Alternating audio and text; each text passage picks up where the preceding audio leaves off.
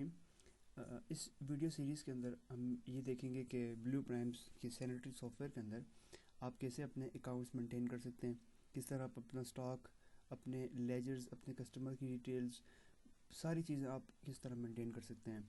तो सबसे पहले मैं स्टार्ट करता हूँ यूज़र लॉगिन से। यहाँ पर जो भी डिटेल्स आपको प्रोवाइड की जाएंगी यूज़र नेम और पासवर्ड से, तो आपने उससे लॉगिन होना है। ये बाय डिफ़ॉल्ट जो मैंने यहाँ पर डिटेल्स रखी हुई हैं वो यूज़र नेम 1 और पासवर्ड भी 1 मैंने रखा हुआ है। ठीक है, उसके बाद आपने इंटर प्रेस करना है। इंटर प्रेस करके तो जैसे ही आप ओपन होंगे तो यहाँ पे आपको मेन डैशबोर्ड नज़र आएगा। अब यहाँ पे सबसे पहले आपको नज़र आ रहा है सेल एंड रिटर्न चार्ट। ठीक है, जैसे ही आप सॉफ्टवेयर ओपन करते हैं तो यहाँ पे आपको बाय डिफ़ॉल्ट सेल और रिटर्न चार्ट नज़र आता है। अब इसमें ये है कि जैसे ही आप इसको किसी भी टाइम फ्रेम के अंदर सेट करते हैं तो यहाँ पे आपकी प्रॉफिट और लॉस रिपोर्ट आती है पर डे की। ठीक है, अब ये इसमें टोटल 2 ही दिन का रिकॉर्ड डला हुआ मैंने डाला था, तो वो भी डमी रिकॉर्ड था। अब ये देखें प्रॉफिट की बार जो पिंक बार है, ऑरेंज बार, ये प्रॉफिट की बार है। ग्रीन बार रिटर्न की बार है कि जिस दिन जितनी रिटर्न होगी वो यहाँ पे ग्रीन बार में शो हो जाएगा। सेल अमाउंट कि जितनी आपकी सेल होती है वो ब्लू बार है। तो इस तरह आप 1 क्लिक में यहाँ पे अपने मंथली, एनुअली, जो भी आप यहाँ पे डेट की रेंज सेलेक्ट करेंगे यहाँ से आप उसको देख सकते हैं, उसकी सेल और रिटर्न की वैल्यूज़। तो मैं सबसे पहले आपको यहाँ पे इंट्रोडक्शन कराता हूँ कि कौन कौन से बटन किस किस काम के लिए हैं। यहाँ पे अगर आप देखें सबसे पहले आपको सेल का सेक्शन नज़र आता है। यहाँ पे आपने इस वर्ड के ऊपर क्लिक करना है। ये आइकॉन है सिर्फ, लेकिन क्लिक यहाँ पे आप सेल के ऊपर करेंगे। जब आप क्लिक करते हैं तो सबसे पहले आपके सामने इनवाइस का सेक्शन ओपन हो जाता है। यहाँ से आप अपने कस्टमर के लिए बिल्स क्रिएट करते हैं। ठीक है, जितनी भी इनवाइसेस आप बनाते हैं वो यहाँ से बनती हैं। जैसे ही आप इसको ओपन करते हैं सेल से तो यहाँ पे आपको देखें cursor by default customer name पे आ गया है। तो अगर आप कस्टमर नेम यहाँ से जो भी आप कस्टमर डालेंगे उस कस्टमर का अकाउंट आपके सिस्टम के अंदर खुद बन जाएगा। उसका एड्रेस, उसका फ़ोन नंबर डल जाएगा, बाय डिफ़ॉल्ट 0 बैलेंस से डल जाएगा।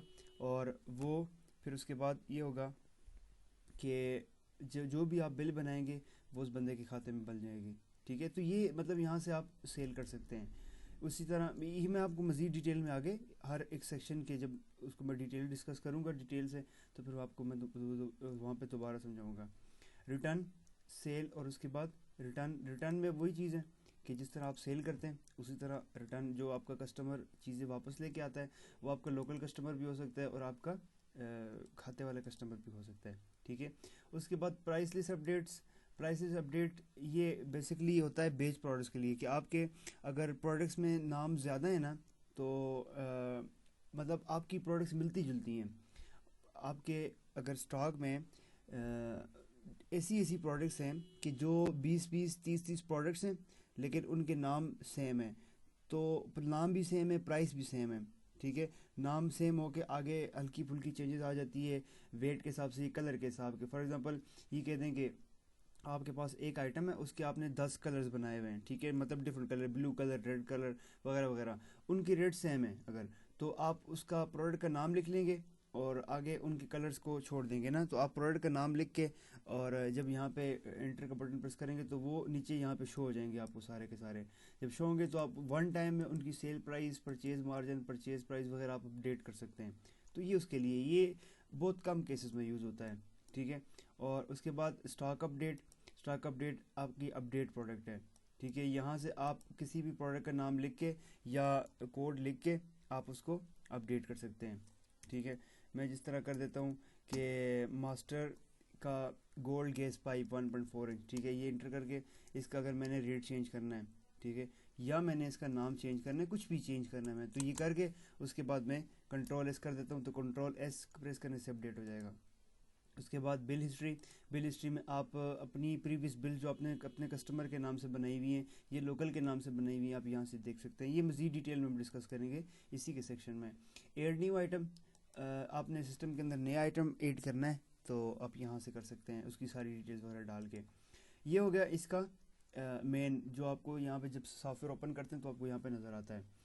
तो फिर मैं आपको इस तरफ ले चलता हूँ। सबसे पहले यहाँ पे आप अगर आप देखें टॉप पे फाइल के सेक्शन में यहाँ पे 3 ऑप्शन है, क्रिएट बैकअप, रिकवर बैकअप और अपडेट पासवर्ड। क्रिएट बैकअप में आप यहाँ से बैकअप क्रिएट करते हैं अपने सॉफ्टवेयर का। फॉर एग्जांपल आपने शाम को कर लिए, जब आप क्लोजिंग कर रहे थे, क्लोजिंग के बाद आपने बैकअप लेके यूएसबी में स्टोर कर दिए, ठीक है। जैसे आप फॉर एग्जांपल देखें इस पे ऊपर जब क्लिक करते हैं ना, तो आपसे डिमांड करते हैं कि भाई आप कौन सी जगह पे बैकअप सेव करना चाह रहे हैं। तो जैसे ये मेरी यूएसबी है, मैं यहाँ पे क्लिक करता हूँ, क्लिक करके यहाँ पे मैं इसी फोल्डर में करता हूँ, या यहाँ पे मैं कोई नया फोल्डर भी बना सकता हूँ। मैं जैसे यहाँ पे क्लिक करके न्यू और फोल्डर के नाम से BACKUPS बैकअप्स हो गया, ठीक है। तो अब जब मैं बैकअप का फोल्डर सेलेक्ट करूँगा तो ये क्या करेगा, इसी फोल्डर में जाके बैकअप क्रिएट कर देगा, ठीक है। अभी देखें सेलेक्ट फोल्डर, तो शायद मेरी यूएसबी थोड़ी स्लो है, अब ये हो गया बैकअप क्रिएट हो गया, ठीक है। तो बैकअप क्रिएट हो गया। अब आप यहाँ पे आके देख भी सकते हैं, यहाँ पे है मैंने बैकअप के नाम से एक फोल्डर क्रिएट किया था,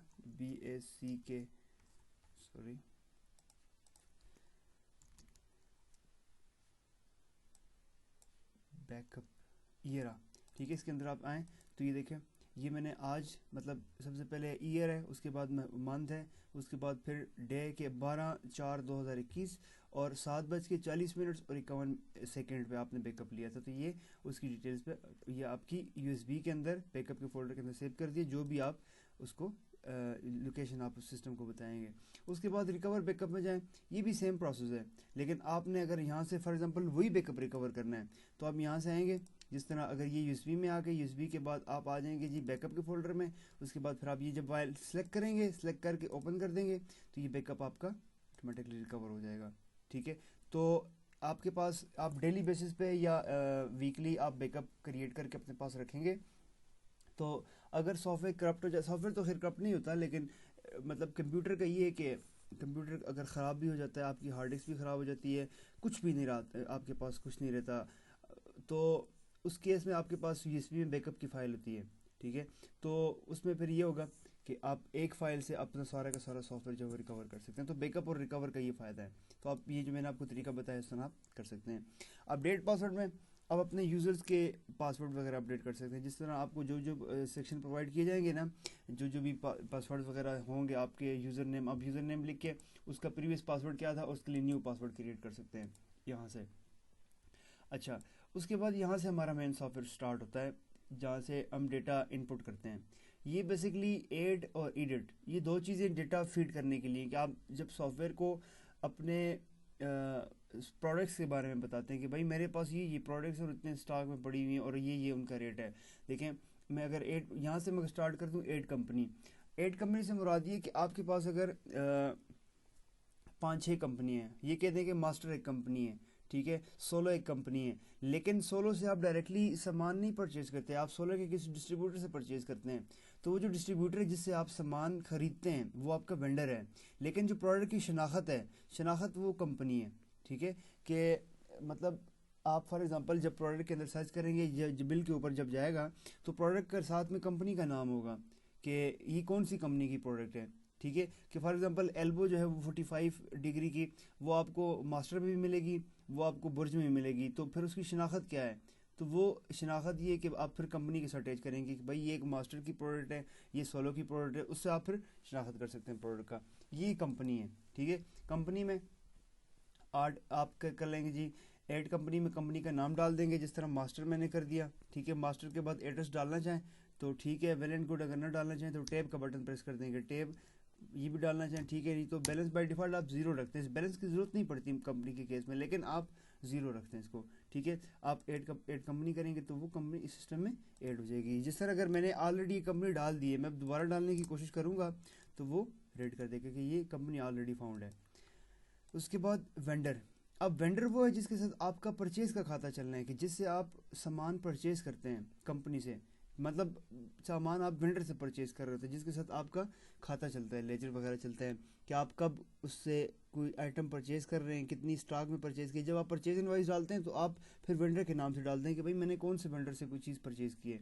तो मैं इसको कह देता हूँ जी टेस्ट वेंडर, ठीक है, या आप कुछ भी कह सकते हैं, जो भी आपका असल वेंडर होगा वो आप कह देंगे। एड्रेस की जगह डालना चाहें नहीं तो कोई मसला नहीं है, बैलेंस की जगह आपने स्टार्टिंग बैलेंस डालना है। अगर आप सॉफ्टवेयर जो है वो बिज़नेस के मिड से स्टार्ट कर रहे हैं तो ऑब्वियसली ज़ाहिर बात है कि वेंडर्स के साथ आपके ऑलरेडी कुछ ना कुछ पैसे रहते होंगे, आप वो पैसे भी डाल सकते हैं। अगर कोई पैसे नहीं है तो आप इसको ज़ीरो डाल सकते हैं। तो मैं फॉर एग्जांपल मैंने इसको भी 1000 रुपये पे देने हैं पुराने, पिछले 1000 रुपये जो इससे पहले मैंने सिर्फ इससे चीज़ें परचेज़ की हुई थी, वो उनके पैसे जो बनते थे वो 1000 रुपये अभी रहते हैं मेरे पास, इसको मैंने देने हैं, तो मैंने 1000 रुपये लिख दी एड वेंडर। ठीक है, अब ये मैं आपको समझाऊंगा आप कहाँ से अपने सारे वेंडर्स का डेटा देख सकते हैं वगैरह वगैरह, सारी चीज़ें आगे आएंगी। अच्छा, ऐड कस्टमर से मुराद ये है कि आप यहाँ पे लिख के कस्टमर का business name, address, mobile number, कौन से एरिया से है, ठीक है, उसका बैलेंस अभी कितना रहता है आपके पास, ठीक है, अभी उसने कितने पैसे आपको देने हैं कस्टमर ने, ठीक है, वो हो गया। अगर नहीं तो ज़ीरो रख देंगे। उसके बाद इसको खाली छोड़ दें, ये आपके उसका नहीं है। उसके बाद पर्सन नेम, कस्टमर CNIC और कस्टमर टाइप, ठीक है, ये आप फिल करना चाहें वेल एंड गुड, अगर ना फिल करना चाहें तो कोई मसला नहीं है। तो आप सिर्फ बिजनेस नेम और उसका बैलेंस, सिर्फ ये दो चीज़ें रिक्वायर्ड हैं। आप अगर बैलेंस ज़ीरो है तो आप उसको ज़ीरो रख देंगे, उसके अलावा बिजनेस नेम मस्ट है, ठीक है, ज़ाहिर बात है हर कस्टमर का कोई ना कोई नेम तो होगा, या उसका अपना नाम होगा या बिजनेस नेम होगा, ठीक है। तो ये आप यहाँ पर डाल सकते हैं, डाल के ऐड कस्टमर करेंगे तो कस्टमर आपका सिस्टम के अंदर ऐड हो जाएगा, ठीक है। तो अब जब फ्यूचर में जब आप बिल बनाएंगे या वसूली करेंगे तो फिर इसी कस्टमर के नाम से होगी, ठीक है। वो अब ये कस्टमर जो है वो उसकी शनाख्त इसका नाम है, तो आप फ्यूचर में इसका लेजर जब आप चेक करेंगे तो वो भी नाम ही से आपको पता चलेगा, आगे चीज़ें आएंगी सारी। अच्छा, यहाँ से ऐड कस्टमर हो गया। उसके बाद ऐड सेलमैन। ऐड सेलमैन में ये है कि जिस तरह आप के सेलमैन जो भी सॉफ्टवेयर यूज़ कर रहे हैं या सॉफ्टवेयर यूज़ कर रहे हैं या जिसके नाम जो आपका सेलमैन है, जो आपका माल भिजवा रहा है, ठीक है, जो डील कर रहा है, जो बार्गेन कर रहा है, ताकि आपको पता चले कि यार महीने के बाद कौन सा सेलमैन मेरा कितना काम कर रहा है और उसने मेरी मतलब मुझे कितना प्रॉफिट दिया है या मेरी सेल कितनी कराई है। तो ये बिल के टाइम पे आप मेंशन करते हैं कि ये बिल किस सेलमैन ने बनवाई हुई है, ठीक है, किस सेलमैन ने बार्गेन किया था कस्टमर के साथ। फिर आपको पता चलता है कि कौन सा सेलमैन कितना एक्टिव है। सेलमैन का नाम लिखते हैं, एड्रेस लिखते हैं, मोबाइल नंबर, फ़ोन नंबर और नीचे ऐड सेलमैन, सिंपल। उसके बाद ऐड एक्सपेंस। अच्छा, ऐड एक्सपेंस में बेसिकली यहाँ पे दो चीज़ें होती हैं। एक एक्सपेंस वो होता है कि जो डेली बेसिस पे रिपीट होता है। फॉर एग्जांपल आपका खाना, फूड, वो आप डेली बेसिस पे दिन का खाना खाते हैं तो वो रोज़ाना की बेसिस पे रिपीट होता है। या आपकी गाड़ी का फ्यूल, तो ये डेली बेसिस पे रिपीट होने वाले एक्सपेंसेस है। दूसरा एक्सपेंस होता है रैंडम। रैंडम ये कि अभी आपने कोई चीज़ खर्चा किया है, मे बी कि 3-4 महीने तक ना हो या हुआ उसके बाद हो ही ना, आप कोई ऐसी चीज़ बाहर से लेके आ गए जिसके लिए आपने पैसे पे किए हैं, तो वो रैंडम एक्सपेंस होता है। ये वाला जहाँ से जब आप यहाँ पे आएंगे ना एक्सपेंस का खाता बनाने के लिए, यहाँ से आप वो वाला एक्सपेंस डालेंगे जो आपने डेली बेसिस पे रिपीट करना है, मतलब या आपका ज़्यादा आता है कि आप महीने के आखिर में ये देखना चाहिए। इसका बेसिक मकसद ये होता है कि मैं फॉर एग्जांपल फूड यहाँ पे लिख के सेव करता हूँ ना, तो अब मैं महीने के आखिर पे चेक कर सकता हूँ कि मैंने फूड के ऊपर कितना खर्चा किया हुआ है, ठीक है। ये आपको मैं बताऊँगा कि आगे आप ये एक्सपेंस किस तरह डाल सकते हैं। जिस तरह देखें इनवाइस के सेक्शन में आके मैं यहाँ पे अब अगर F लिखता हूँ ना तो ये देखें फूड आ गया सामने। अब मैं फूड को सिलेक्ट करके मैं डाल दूंगा कि भाई मैंने 100 रुपया इसका खर्चा किया आज, ठीक है, ये आज की डेट में, फिर कल की डेट में, फिर परसों की भी जो जो डेट्स में होगी ना वो ऑटोमेटिकली उसमें मैं डालता जाऊँगा। तो महीने के आखिर में मुझे बता दे कि भाई मैंने फूड के ऊपर कितना खर्चा किया हुआ है। फिर दूसरा होता है random expense. Random expense directly आप यहीं से कह देते हैं कि भाई मैंने कोई एक्स्ट्रा पाइप ले लिया या कुछ भी ले लिया, कुछ भी करके आप बता दें कि भाई मैंने उसके लिए 100 रुपये खर्चा किया है, एंटर कर देंगे, तो ये रैंडम एक्सपेंस है। अब इसका एक्सपेंस तो काउंट होगा कि भाई आपने महीने में खर्चा किया, लेकिन आप सेपरेटली ये अंदाज़ा नहीं लगा सकें कि भाई मैंने रैंडम एक्सपेंस या जिस तरह अब ये वाला है तो आपको ये नहीं पता चलेगा कि भाई मैंने इसके ऊपर कितना खर्चा किया है। तो ये खाता बनाने का बेसिक मकसद ये था कि आप जब वहाँ पे आखिर में यहीं पे आके ना, यहाँ पे एक्सपेंस रिपोर्ट में जब आप यहाँ पे फूड लिखते हैं तो F आ गए, ठीक है। तो जब आप ई या कुछ और लिखते हैं तो वो नहीं आता। तो फूड मैंने जब उसका खाता बनाया हुआ था, इसका मकसद ये था कि वो आप महीने के आखिर में या महीने में किसी भी टाइम आप ट्रैक कर सकते हैं कि भाई मैंने किस डेट से लेके किस टाइम तक कितना खर्चा कर लिया उसके ऊपर, ठीक है। मेरा वो ये आपकी इस एक्सपेंस में आपकी सैलरीज हो सकती हैं, ठीक है, आपकी यूटिलिटी बिल्स हो सकते हैं, आप PTCL की, आपके फोन उसकी बिजली की बिल हो गई, आपकी गैस की बिल होगी, तो ये सारी की सारी इसी एक्सपेंस में काउंट होंगी। फिर जब महीने के बाद आप क्लोजिंग करेंगे तो क्लोजिंग के टाइम पे आपके ऊपर जितना भी एक्सपेंस आपका बनता है वो आप सिस्टम बता के आपके प्रॉफिट में से निकाल देगा, ठीक है। उसके बाद ऐड प्रोडक्ट में आप यहाँ से न्यू प्रोडक्ट ऐड कर सकते हैं, ठीक है। न्यू प्रोडक्ट में यहाँ से प्रोडक्ट का कोड डाल के, ठीक है, मैं फॉर एग्जांपल ABC कोड डाल देता हूँ। ABC ऑलरेडी भी एक मैंने डाला हुआ है, ठीक है। देखिए जब आप लिखते हैं तो आपको बता देते कि भाई आपने कोड ये ऑलरेडी है ये नहीं है वगैरह वगैरह, आइटम ऑलरेडी एग्जिस्ट कर रहा है ये नहीं कर रहा, ठीक है।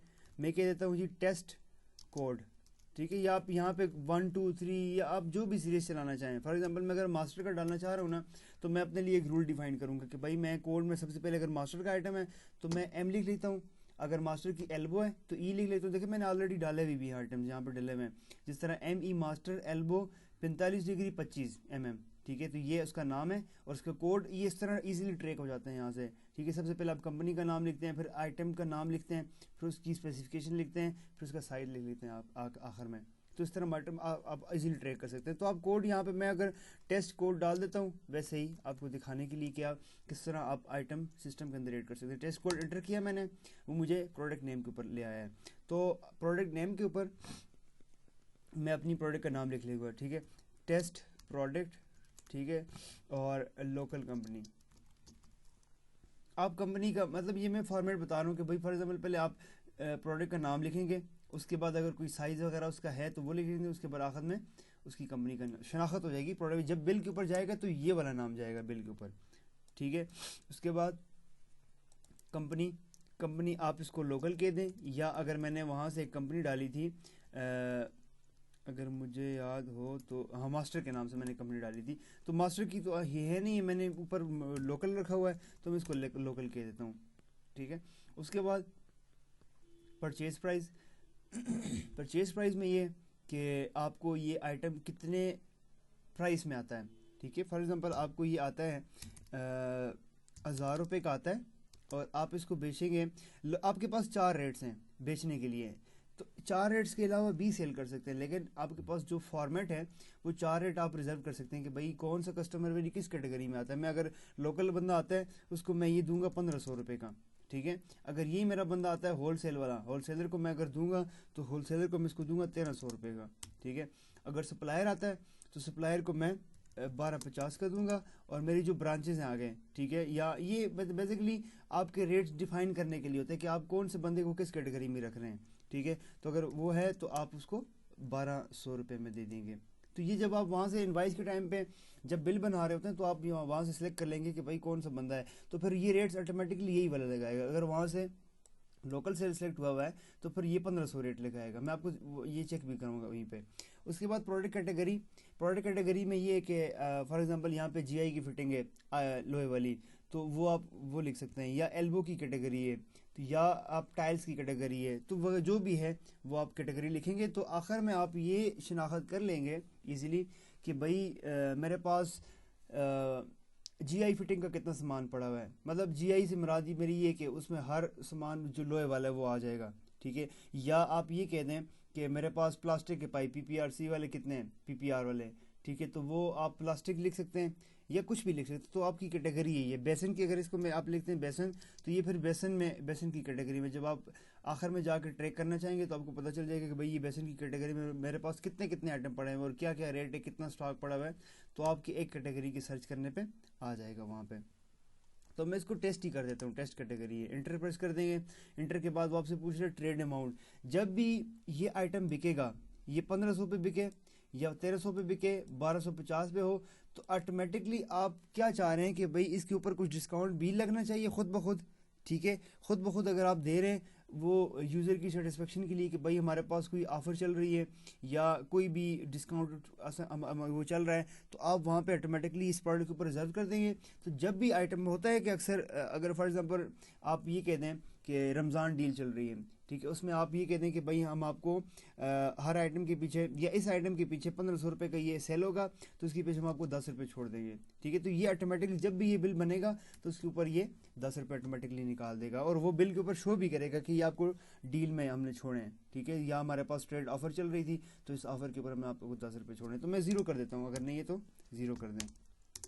उसके बाद सेल टैक्स से मुराद ये कि एक सेल टैक्स होता है जीएसटी और दूसरा फर्दर टैक्स। तो इस सेल टैक्स के ऊपर वाला ये जीएसटी है 17% ऑटोमेटिकली। तो अगर आप चाह रहे हैं कि भाई ये जो 1500 है, इस 1500 के ऊपर मजीद टैक्स भी लगे सेपरेटली, आप 17% इसके ऊपर जीएसटी लिखेंगे, तो अब 1500 के ऊपर 17% ये लगा देगा टैक्स। ठीक है, इसके अलावा अगर फर्दर टैक्स मजीद लगाना चाहें तो आप वो भी लगा सकते हैं, 3% जो भी लगाना चाहें आप लगा सकते हैं। ठीक है, तो अगर नहीं लगाना चाहते खाली छोड़ दें। ठीक है, उसके बाद पीसीस पर पेक आप इसको एक ही कर देंगे। पीसीस पर पेक ये अक्सर इसलिए होता है कि जब आप पीसेस में आपके पास ज़्यादा होते हैं ना, कि एक कार्टन के अंदर 10 पीसेस है, तो आप यहाँ पे 10 लिखेंगे। अब अगर आप एक पीस बेचते हैं तो वो ऑटोमेटिकली 150 रुपये का बेचेगा, वो खुद ही 150 रुपये रेट लगा देगा। जब आप अगर पूरा कॉटन लिखेंगे तो वो कॉटन का 1500 लगा देगा। अगर पीस इसमें 10 पीसेस हैं तो जब आप एक पीस लिखेंगे तो उसका ऑटोमेटिकली रेट 150 वो खुद लगा देगा सॉफ्टवेयर। ठीक है, पैकेट्स इन पीसेस को छोड़ दें क्योंकि ये मज़ीद डीप में चला जाता है कि इन 10 पीसेस के अंदर मज़ीद पीसेस कितने हैं, आप उसके हिसाब से भी कर सकते हैं, लेकिन ये एक ज़्यादा गहरा केस हो जाता है, इसको स्किप कर दें।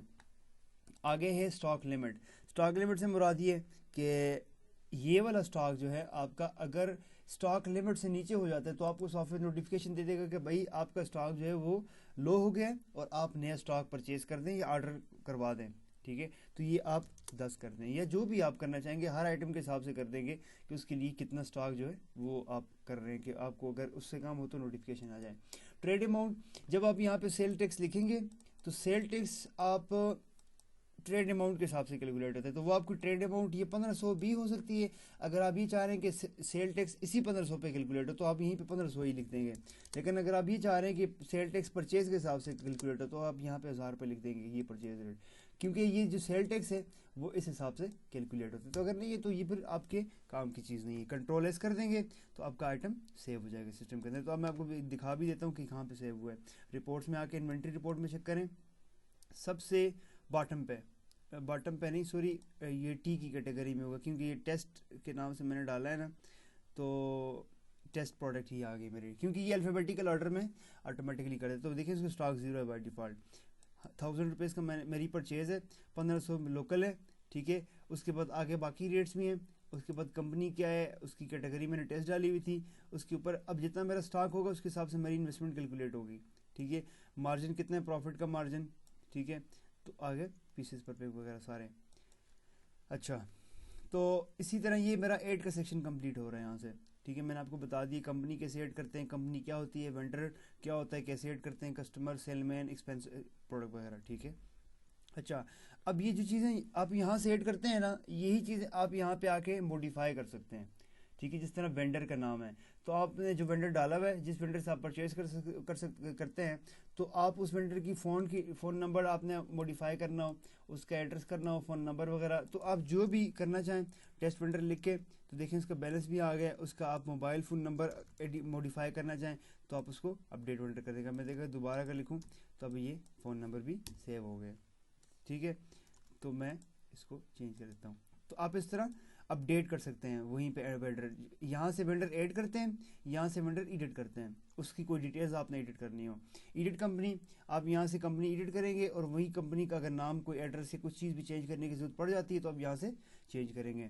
सेलमैन का नाम, जो आपके वो जो भी आपकी शॉप के ऊपर सेलमैन काम कर रहे हैं, आप उनकी डिटेल्स जो सिस्टम के अंदर डाली भी होंगी आप यहाँ से एडिट कर सकेंगे। ठीक है, उसके बाद एडिट कस्टमर, आप अपने कस्टमर के जितने भी नाम, एड्रेस, जो चीज़ भी है आप सब कुछ यहाँ से आके चेंज कर सकते हैं। ठीक है, पर्सन नेम चेंज कर लें, उसका मोबाइल फ़ोन नंबर डाल दें, एरिया वगैरह, ईच एंड एवरीथिंग आप यहाँ से जो भी चेंज करना है चेंज करके अपडेट कस्टमर कर देंगे। ठीक है, तो इसी को आप डिलीट भी कर सकते हैं, लेकिन डिलीट ना करें, क्योंकि उससे एक ये तो होता है ना कि अगर आपका एक डेड कस्टमर पड़ा हुआ है, ठीक है, जो आप यूज़ नहीं कर रहे या वैसे ही आपने डमी डाला, तो उसको डेड करने से इतना फ़र्क नहीं पड़ता। लेकिन वैसे अगर आप ये डिलीट कर देंगे, इसके नाम से अगर बिल्स बनी हुई हैं और इसके नाम से अगर कोई लेजर, मतलब सारा लेजर मेंटेन हुआ है, तो वो लेजर फिर आपको नहीं मिलेगा। होगा सिस्टम के अंदर सेव, लेकिन उसकी फिर शनाख्त नहीं रहेगी कि भाई ये कौन है। ठीक है, ये किसका रिकॉर्ड है, क्योंकि आप उसका कस्टमर डिटेल, इसकी एक सिंपल सी मिसाल ये है कि आप अगर मोबाइल फ़ोन में आप चेक करें, आपके पास अपने यूज़र के किसी भी अपने दोस्त वगैरह का फ़ोन नंबर अपने पास सेव किया हुआ है और उसके नाम से कॉल का पूरा रिकॉर्ड बन रहा है कि भाई कब आपने इसको कॉल की, कब उसने कॉल की। लेकिन जब आप नंबर रिमूव कर देंगे, उस बंदे के नाम से रिमूव कर देंगे, तो फिर आपको ये नहीं पता होगा कि भाई ये रिकॉर्ड होगा उसमें कि भाई कॉल्स आई हुई है इस नंबर से, लेकिन ये नहीं पता होगा कि बंदे का नाम क्या है। ठीक है, तो सेम केस यही है, एडिट कस्टमर, उसके बाद एडिट प्रोडक्ट। एडिट प्रोडक्ट ये वही केस है जो आप वहाँ से प्रोडक्ट ऐड करते हैं ना, ऐड प्रोडक्ट वाला, यहाँ पे प्रोडक्ट का कोड लिख के आप वो कर देते हैं, वही चीज़ यहाँ से आके आप मॉडिफाई कर देते हैं। जिस तरह मैंने टेस्ट प्रोडक्ट डाली हुई थी, तो टेस्ट प्रोडक्ट मैंने एंटर किया उसके बाद मैं इसको 1550 कर देता हूँ, मतलब आपको समझाने के लिए कि आप कोई भी चीज़ यहाँ से अपडेट कर देते थे। 1550 करके कंट्रोल एस किया, ठीक है, कंट्रोल एस से सेव हो जाएगा। मैं दोबारा अगर चेक करूँ तो अब देखें 1550 रुपये इसका रेट लगा हुआ है। ठीक है, ये आ गया 1550 रुपये। तो मैं इसको दोबारा 1500 करके कंट्रोल एस का बटन प्रेस करता हूँ तो सेव हो जाएगा।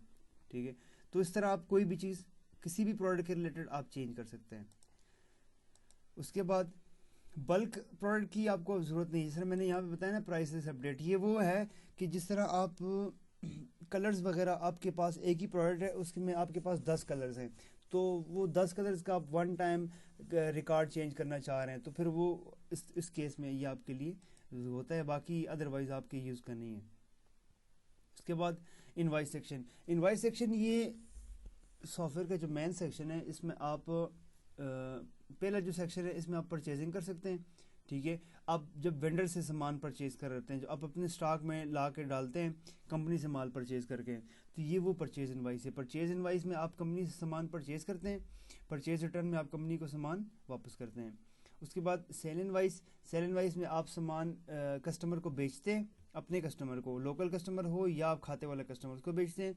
सेल रिटर्न में आप उसको सामान वापस ला के वो कस्टमर आपको वापस करता है, तो वो आप सिस्टम के अंदर डालते हैं, वो ऑटोमेटिकली स्टॉक के अंदर ऐड हो जाता है, आपके खाते वगैरह ऑटोमेटिकली मेंटेन कर लेता है।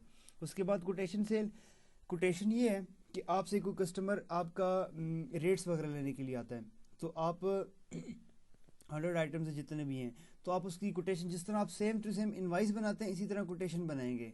ठीक है, मतलब कोटेशन पे क्लिक करके आप कोटेशन इनवाइस बना देंगे। ठीक है, तो ये सेम टू सेम जिस तरह बिलिंग होती है उसी तरह कोटेशन होगी, लेकिन ये सिस्टम में जाके सेव होती है, और जब सेव होती है तो फिर आप फ्यूचर में जाके इसको देख सकते हैं। अब वो बंदा आपसे रेट लेके गया है, तो वो जब वापस आता है तो वहाँ तो बजाय इसके कि आप वो आइटम दोबारा इंटर करें इनवाइस के टाइम पे दोबारा सेल करने के लिए, बजाय इसके कि यहीं पे इनवाइस नंबर आपको शो कर देगा, डबल क्लिक करके या क्लिक करके इस कन्वर्ट टू सेल करेंगे तो ये ऑटोमेटिकली सेल के अंदर कन्वर्ट हो जाएगा। ठीक है, मैं आपको समझाऊंगा आगे। उसके बाद एक्सपेंस डिटेल्स, ये मैंने आपको अभी बता भी दी है पहले, थोड़ी देर पहले, कि आप फूड, अगर आपका फूड का खर्चा या PTCL की बिल है, ठीक है, PTCL बिल कह दें। ठीक है, PTCL बिल में आप ये कह दें कि 4000, डिस्क्रिप्शन लिखते हैं तो सही है, नहीं तो खाली छोड़ दें। जब ये हो जाएगा तो कंट्रोल एस कर दें। ठीक है, तो ये आपका एक्सपेंस डल गया आज का। ठीक है, एक्सपेंस रिपोर्ट, ये PTCL बिल ये आज की आ गई है 12/4 की, तो ये हो गया। उसके बाद manual stock maintain. Manual stock maintain से ये मुराद है कि कोई चीज़ आपसे टूट गई है और वो चीज़ आप अब बेच नहीं सकते। ठीक है, और वो कंपनी को भी वापस नहीं कर सकते, क्योंकि वो जब कंपनी से आई वो तो ठीक थी, लेकिन आपसे टूट गई है और वो अब आपके स्टॉक में है, लेकिन मतलब आपके स्टॉक में नहीं है क्योंकि वो अब बेच नहीं सकते आप, तो अब उसको स्टॉक में से निकालना है आपने। तो आप कोई भी चीज़ इसमें लिख सकते हैं, लिख के उसका आप कह दें कि -1। ठीक है, -1 कर देंगे तो -1 से मुराद ये कि वो माइनस कर देगा। ठीक है, तो आप साथ में लिखते हैं कि भाई ब्रोकन, ये टूट गई, कुछ भी आप लिख सकते हैं, तो फ्यूचर में आपको पता चल जाए। तो ये चीज़ जब आप ऐड करेंगे, यहाँ पे टैब का बटन प्रेस करेंगे, ऑटोमेटिकली लिस्ट के अंदर आ जाएगा, तो ऑटोमेटिकली स्टॉक मेंटेन, मतलब ये हो जाएगा कि ये आपके लास्ट में भी डाल देगा कि भाई ये आपका इस महीने का लॉस हुआ है। ठीक है, तो इसके जितने पैसे भी बन रहे होंगे, जिस रेट के ऊपर आया हुआ है वो आपका लॉस है। परचेज रेट ऑटोमेटिकली आपके लास्ट में डाल देगा। और मैं आपको बता दूं, देखिए टैब का बटन में प्रेस करता हूँ तो नीचे आ गया, तो sorry, total stock maintain report, ये देखिए -1 मैंने कर दिए। इसका जो परचेज रेट बनता था वो 430 रुपये था। ठीक है, तो ये बात आप समझ गए होंगे कि जब ये चीज़ टूट गई है या ब्रोकन, जो भी डिस्क्रिप्शन होगी तो आपको पता चल जाएगा। जब आप महीने के एंड पे या जब भी आप बैलेंस शीट करते हैं ना कैलकुलेट, तो बैलेंस शीट में ऑटोमेटिकली ये चीज़ आती है यहाँ पे कि भाई ये आपका हुआ है, जो लॉस हुआ है ये कितना हुआ है इस पूरे महीने का। ठीक है, तो आपको वहीं पे बताते हैं। तो ये मैनुअल स्टॉक मेंटेन ये उस चीज़ के लिए। अच्छा, कन्वर्ट टू अदर स्टोर्स ये और चीज़ है। ये इस तरह है कि आप अगर इसी सॉफ्टवेयर से ना अपने 2 स्टोर भी मेंटेन कर सकते हैं सेम चीज़ के। तो स्टोर मेंटेन करने के लिए फिर वो आपको जब डैशबोर्ड प्रोवाइड किया जाता है, तो इसमें फिर आप एक स्टोर से दूसरे स्टोर में, जिस तरह देखें ट्रांसफ़र फ्रॉम वेयर हाउस या गोदाम से आप आगे दुकान पे बेच सकते हैं, दुकान से गोदाम में ला सकते हैं। अगर आपके गोदाम के आगे 2 दुकानें हैं तो आप यहाँ पे शो कर देगा, ठीक है। तो कौन सा आइटम बेचना चाह रहे हैं, कितनी क्वांटिटी से करें, तो इसका पूरा लेजर बन जाता है सारा कि भाई कब कोई आइटम कहाँ से किधर आया है, ठीक है। तो ये उस चीज़ के लिए यूज़ होता है। उसके बाद यहाँ पे आ जाए ट्रांजेक्शन में vendor payment, customer cash, bulk customer cash. बल्कि यहाँ पे मैं आपको समझाना भूल गया हूँ, इसका इंट्रोडक्शन लेना। अब इनवाइस में आप परचेज इनवाइस कैसे बनाते हैं, ठीक है। परचेज इनवाइस आप क्लिक कर दें, यहाँ पे आप अपनी किसी भी कंपनी से सामान परचेज करते हैं किसी भी क्वांटिटी में जो भी है वगैरह वगैरह, तो कस्टमर का नाम, वेंडर का नाम लिखते हैं जिससे आप परचेज करना चाह रहे हैं। जैसे ही आप लिखते हैं तो आप यहाँ पे देखें, इसका मैंने उस टाइम 1000 रुपया प्रीवियस बैलेंस डाला था कि भाई मैंने इसके 1000 रुपये देने हैं पिछले भी, ठीक है। तो आप जब इसका करते हैं उसके बाद ऑटोमेटिकली कोड के ऊपर आ जाता है। कोड आप लिखते हैं जी मास्टर एल्बो 4525, मास्टर 25, ठीक है। तो 4525 आपके पास ऑलरेडी एक स्टॉक पड़ा हुआ है, आप यहाँ पे देख रहे हैं, ठीक है। मैं एंटर करता हूँ, अगर यही रेट है तो वो रेट मॉडिफाई करने का तरीका मैं आपको आखिर में समझाऊंगा कि आप जब रेट चेंज हो जाते हैं कंपनी के तो वो आप किस तरह करेंगे। लेकिन यहाँ से भी आप परचेज रेट चेंज कर सकते हैं। जिस तरह देखिए, अगर ये पहले 24 की आती थी तो अब ये आती है 25 रुपये की, तो आप डायरेक्टली यहाँ पे 25 लिखेंगे तो ये ऑटोमेटिकली 25 कर देगा इस रेट को मॉडिफाई करके, ठीक है। लेकिन इसका एक और तरीका है जिसमें आप अपने मार्जिन भी मेंटेन करते हैं कि भाई आपने फॉर एग्जांपल कंपनी का लिस्ट रेट क्या है, लिस्ट रेट के ऊपर आपको कितने % मार्जिन के ऊपर आया हुआ है, आप होलसेलर को कितने % मार्जिन पे देंगे, लोकल सेलर को कितने % मार्जिन पे देंगे, सप्लायर को, वो अपडेट करने का एक सेपरेट तरीका है। वो जब भी प्राइस लिस्ट कंपनी की आती है तो वो आपको डायरेक्टली सेक्शन में जाना होगा और वहाँ से वो मैं आपको समझाऊँगा वहीं पर, तो वो किस तरह करेंगे। लेकिन यहाँ पे आपने जितनी क्वांटिटी परचेज़ की है वो करके, जिस रेट के ऊपर किए वो करके, और आगे इसका बेच की ज़रूरत नहीं है, पीसेस भी ज़रूरत नहीं है। बोनस यूनिट अगर आपको फॉर एग्जांपल 10 दिए तो 10 आइटम के साथ आपको कंपनी ने कितने यूनिट फ्री दिए हैं, ठीक है। तो कुछ अगर फ्री दिए हैं तो आप डाल देंगे, इंटर कर देंगे डिस्काउंट अमाउंट। यहाँ पर डिस्काउंट परसेंटेज में कि इस रेट के ऊपर जो 24.5 रुपये था, इस रेट के ऊपर कुछ % डिस्काउंट भी मिला है, अगर कुछ फीसद डिस्काउंट मजीद मिला है तो आप वो फीसद डिस्काउंट यहाँ पे डाल सकते हैं। और डिस्काउंट अमाउंट में आप डिस्काउंट अमाउंट डाल सकते हैं कि भाई मुझे पैसों में कितनी, कि भाई ये 24 रुपये की अगर आइटम आता था तो मुझे कंपनी ने 20 रुपये का दिया, तो आप डायरेक्टली 4 रुपये 4.5 रुपये डाल देंगे तो यहाँ पे 20 रुपये उसका रेट ऑटोमेटिकली डाल देगा। ये हो गया। उसके बाद जितने भी आइटम्स होंगे वो आप डालते जाएंगे, ठीक है। मास्टर एल्बो मैं अगर 45-32 भी कर दूँ साथ में, मैंने एक ये भी परचेज़ किया है, तो जितने आइटम होंगे आपके पास जैसे ही बिल आती है पूरी आप वो डाल देंगे सारी, ठीक है। उसके बाद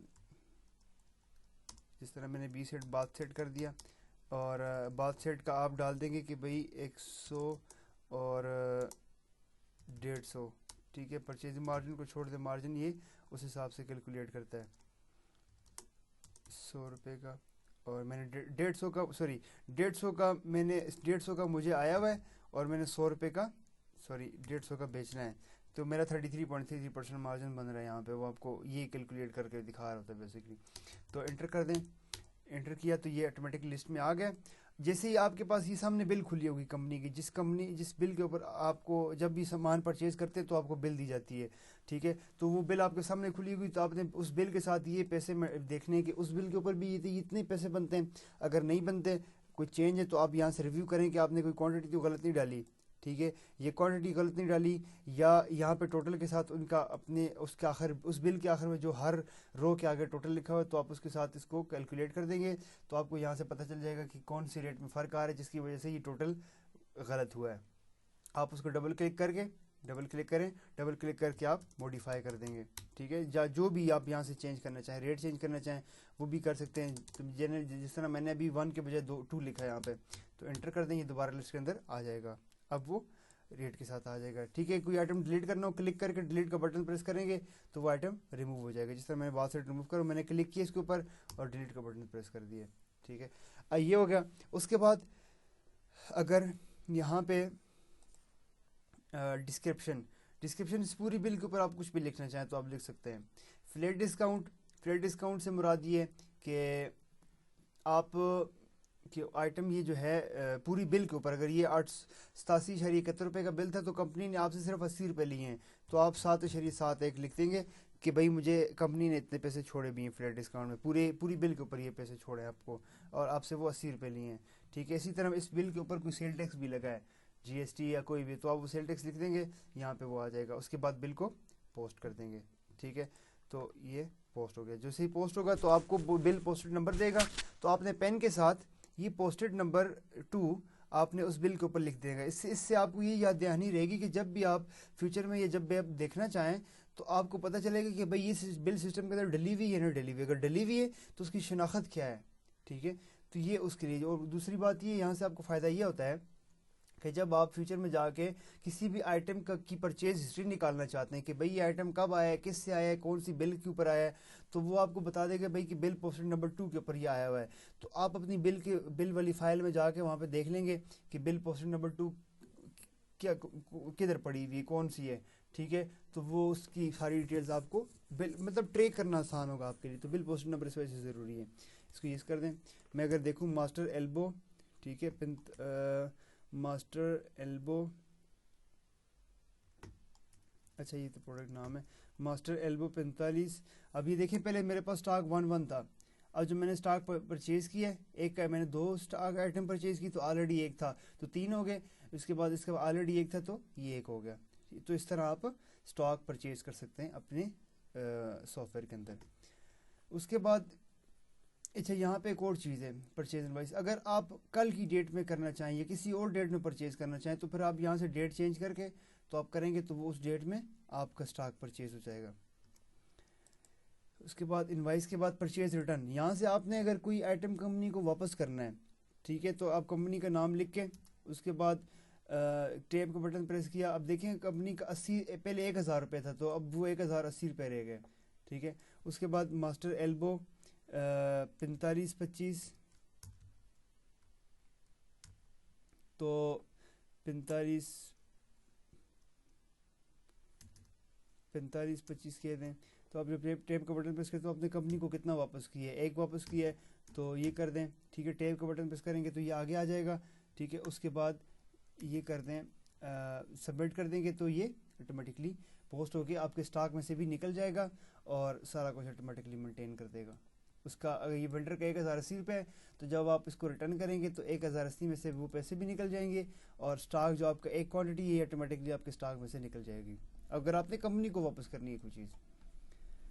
अच्छा, उसके बाद सेल इनवॉइस, ये आपका मेन सेक्शन है जहाँ से आप बिलिंग क्रिएट करते हैं। तो यहाँ से आप अगर आप सेल के ऊपर क्लिक करें या आप यहाँ से ऊपर सेल इनवॉइस देखें, ये एक ही चीज़ है दोनों। ठीक है, जैसे ही आप ओपन करते हैं तो यहाँ पे आ जाएगा कस्टमर का नाम। तो कस्टमर का नाम के ऊपर आप कस्टमर का नाम डाल देंगे। ये खाते वाला कस्टमर है। अगर आप यहाँ से कस्टमर देखें, यहाँ पे 2 चीज़ें हैं, लोकल सेल, ये कस्टमर सेल। अगर आपका कोई वॉक इन कस्टमर आया है, ठीक है, वॉक इन कस्टमर के लिए आपको सिर्फ कुछ भी नहीं चाहिए, मतलब जो भी पैसे आप मतलब जो भी बिल उसके लिए बनाएंगे वो ऑटोमेटिकली वसूल हो जाएगी लोकल सेल में। ठीक है, लेकिन कस्टमर सेल में ये होगा कि आप यहाँ से जो कस्टमर लिखते हैं, फॉर एग्जांपल मैं लिख देता हूँ कि अहमद कस्टमर लिख लेता हूँ, तो एंटर कर दूंगा मैं, और उसके बाद एड्रेस में लिखता हूँ मानसेरा कह देता हूँ मैं, और फ़ोन नंबर उसका मैं कोई भी डमी डाल देता हूँ। तो जैसे ही आप एंटर करते हैं तो ये ऑटोमेटिकली कोड के ऊपर चला जाता है। इस केस में अगर आप एड्रेस आपको नहीं लिखना, ठीक है, आप सिर्फ अहमद लिख रहे हैं तो इसको खाली छोड़ देंगे, नीचे आ जाएं, सॉरी इसको खाली छोड़ दें, दोबारा एंटर प्रेस कर दें, ये भी खाली छोड़ के एंटर प्रेस कर देंगे तो ये ऑटोमेटिकली कोड के ऊपर आ जाएगा। फिर इसमें एक और चीज़, जिस तरह देखें कि ABC, ये एक कस्टमर जब आप डालना चाह रहे हैं तो दूसरा कस्टमर भी ABC के नाम से आ गए हैं, तो आप अगर ABC सेलेक्ट करेंगे तो ये पुराने ABC के साथ इसका बिल डालेगा। ठीक है, इससे ये मुराद समझिएगा कि भाई ये ABC वही पुराना कस्टमर है।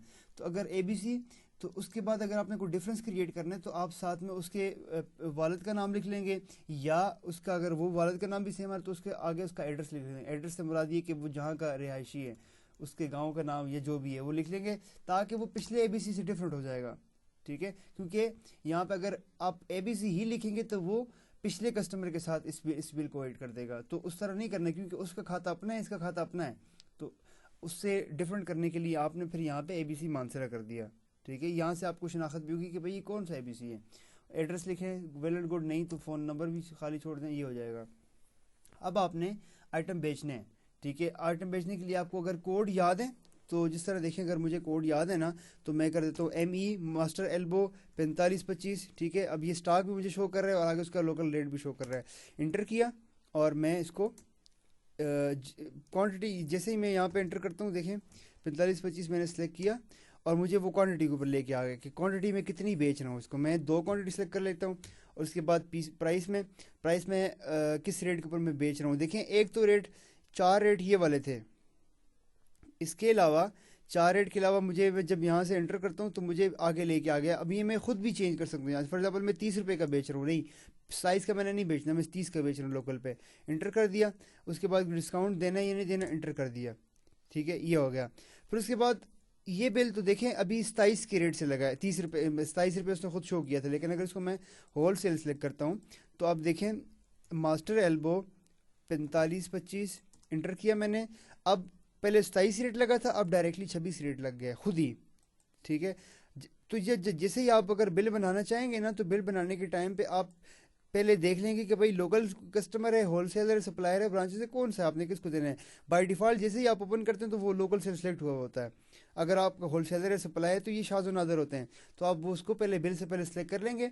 अब जब आप उसका रेट लगाएंगे तो ये देखिए जब मैं एंटर करता हूँ तो अब पहले होलसेल का 26 शो किया था, अब सप्लायर का मुझे उसने 25 शो कर दिया। मैं 2 क्वांटिटी करता हूँ और 25 इंटर कर दिया, ये कर दिया मैंने। ठीक है, तो देखें दोनों का 50 बन गया। उसके बाद मैं टेस्ट प्रोडक्ट, जिस तरह मैंने टेस्ट कोड आपके वो डाला था उसमें ये था कि मैंने 1500 लोकल का रेट लगाया था और सप्लायर का मैंने आई थिंक 1250 लगाया, तो 1250 उसने ऑटोमेटिकली उठा लिया है। तो इसकी मैं एक क्वांटिटी कर लेता हूँ और इंटर कर दिया। क्वांटिटी अगर मैं यहाँ से रेट चेंज भी करना चाहूँ तो मैं कर भी सकता हूँ, यहाँ से 1250 के अलावा भी मैं सेल कर सकता हूँ। ये हो गया, इंटर कर दिया तो ये नीचे लाइन ऐड होगी उसमें टेबल में। तो जितने भी आइटम होंगे वो आप 1 बाय 1 डालते जाएंगे। अगर आपको नाम कोड भूल गया है, ठीक है, तो आप ये डायरेक्टली यहाँ से इंटर कर देंगे। इंटर करके आगे नेम के ऊपर आ जाएंगे। नेम के ऊपर आके आप फॉर एग्जांपल आपको भूल गया जी कि बेसन, ठीक है, BASIN लिखते हैं तो आपके सामने नीचे बेसन सारे आ जाएंगे। और बेसन में अगर आपने मास्टर का बेसन ढूंढना है तो ये देखें, ये इसकी सर्च का ये तरीका है कि मतलब आप जब वर्ड लिखेंगे तो ये वर्ड किसी भी जगह आइटम के शुरू में आए, आखिर में आए, जिस जगह भी आए तो ये वहाँ से ढूंढ के निकाल लेता है। जब देखें जिस तरह बेसन मिक्सचर सुपर मास्टर, आपको कोड नहीं याद था तो आप ये देखें कोड इसमें लिखा हुआ है जी कि सुपर मास्टर SMBM बेसन। ठीक है, तो ये इसका कोड है जो इसने ग्रीन कलर में लिखा हुआ है पीछे और आगे उसका नाम है, तो ये आपने नाम से सर्च कर लिए। इंटर कर देंगे। इसके रेट सिस्टम के अंदर नहीं डाले हुए तो ये आपको खुद डालना है यहाँ पे। तो प्राइस आप कर देंगे, फॉर एग्जाम्पल मैंने इसको 2500 रुपये का सेल किया, तो ये हो गया। अब ये आपको पता चल गया कि रेट अगर डाले हुए होंगे तो वो ऑटोमेटिकली उठा लेगा, अगर नहीं डाले हुए होंगे तो वो आप ज़ीरो उसका यहाँ पे ज़ीरो शो होगा, आपने रेट उसका खुद ब खुद डालना होगा वहाँ पे। अच्छा, तो अब ये होगा कि जब बिल फाइनल हो जाएगी सारी, आपको बता रहे हैं कि भाई इसके बंदे के 3800 रुपये बनते हैं। ठीक है, अगर यहाँ पे एक और चीज़ है कि आपको अगर ये आइटम ये था, इसका अगर आपने कोई रेट चेंज करना है या इसका आपने करना है कोई और चीज़ चेंज करनी है। अभी आपको 10 इस वजह से शो हो रहा है ना कि ये पूरे 10 पीसेज हैं। मैंने आपको वहाँ पे 8 प्रोडक्ट जब सिस्टम के अंदर डाल रहा था प्रोडक्ट, तो मैंने वहाँ पे पीसेज 10 लिखे थे।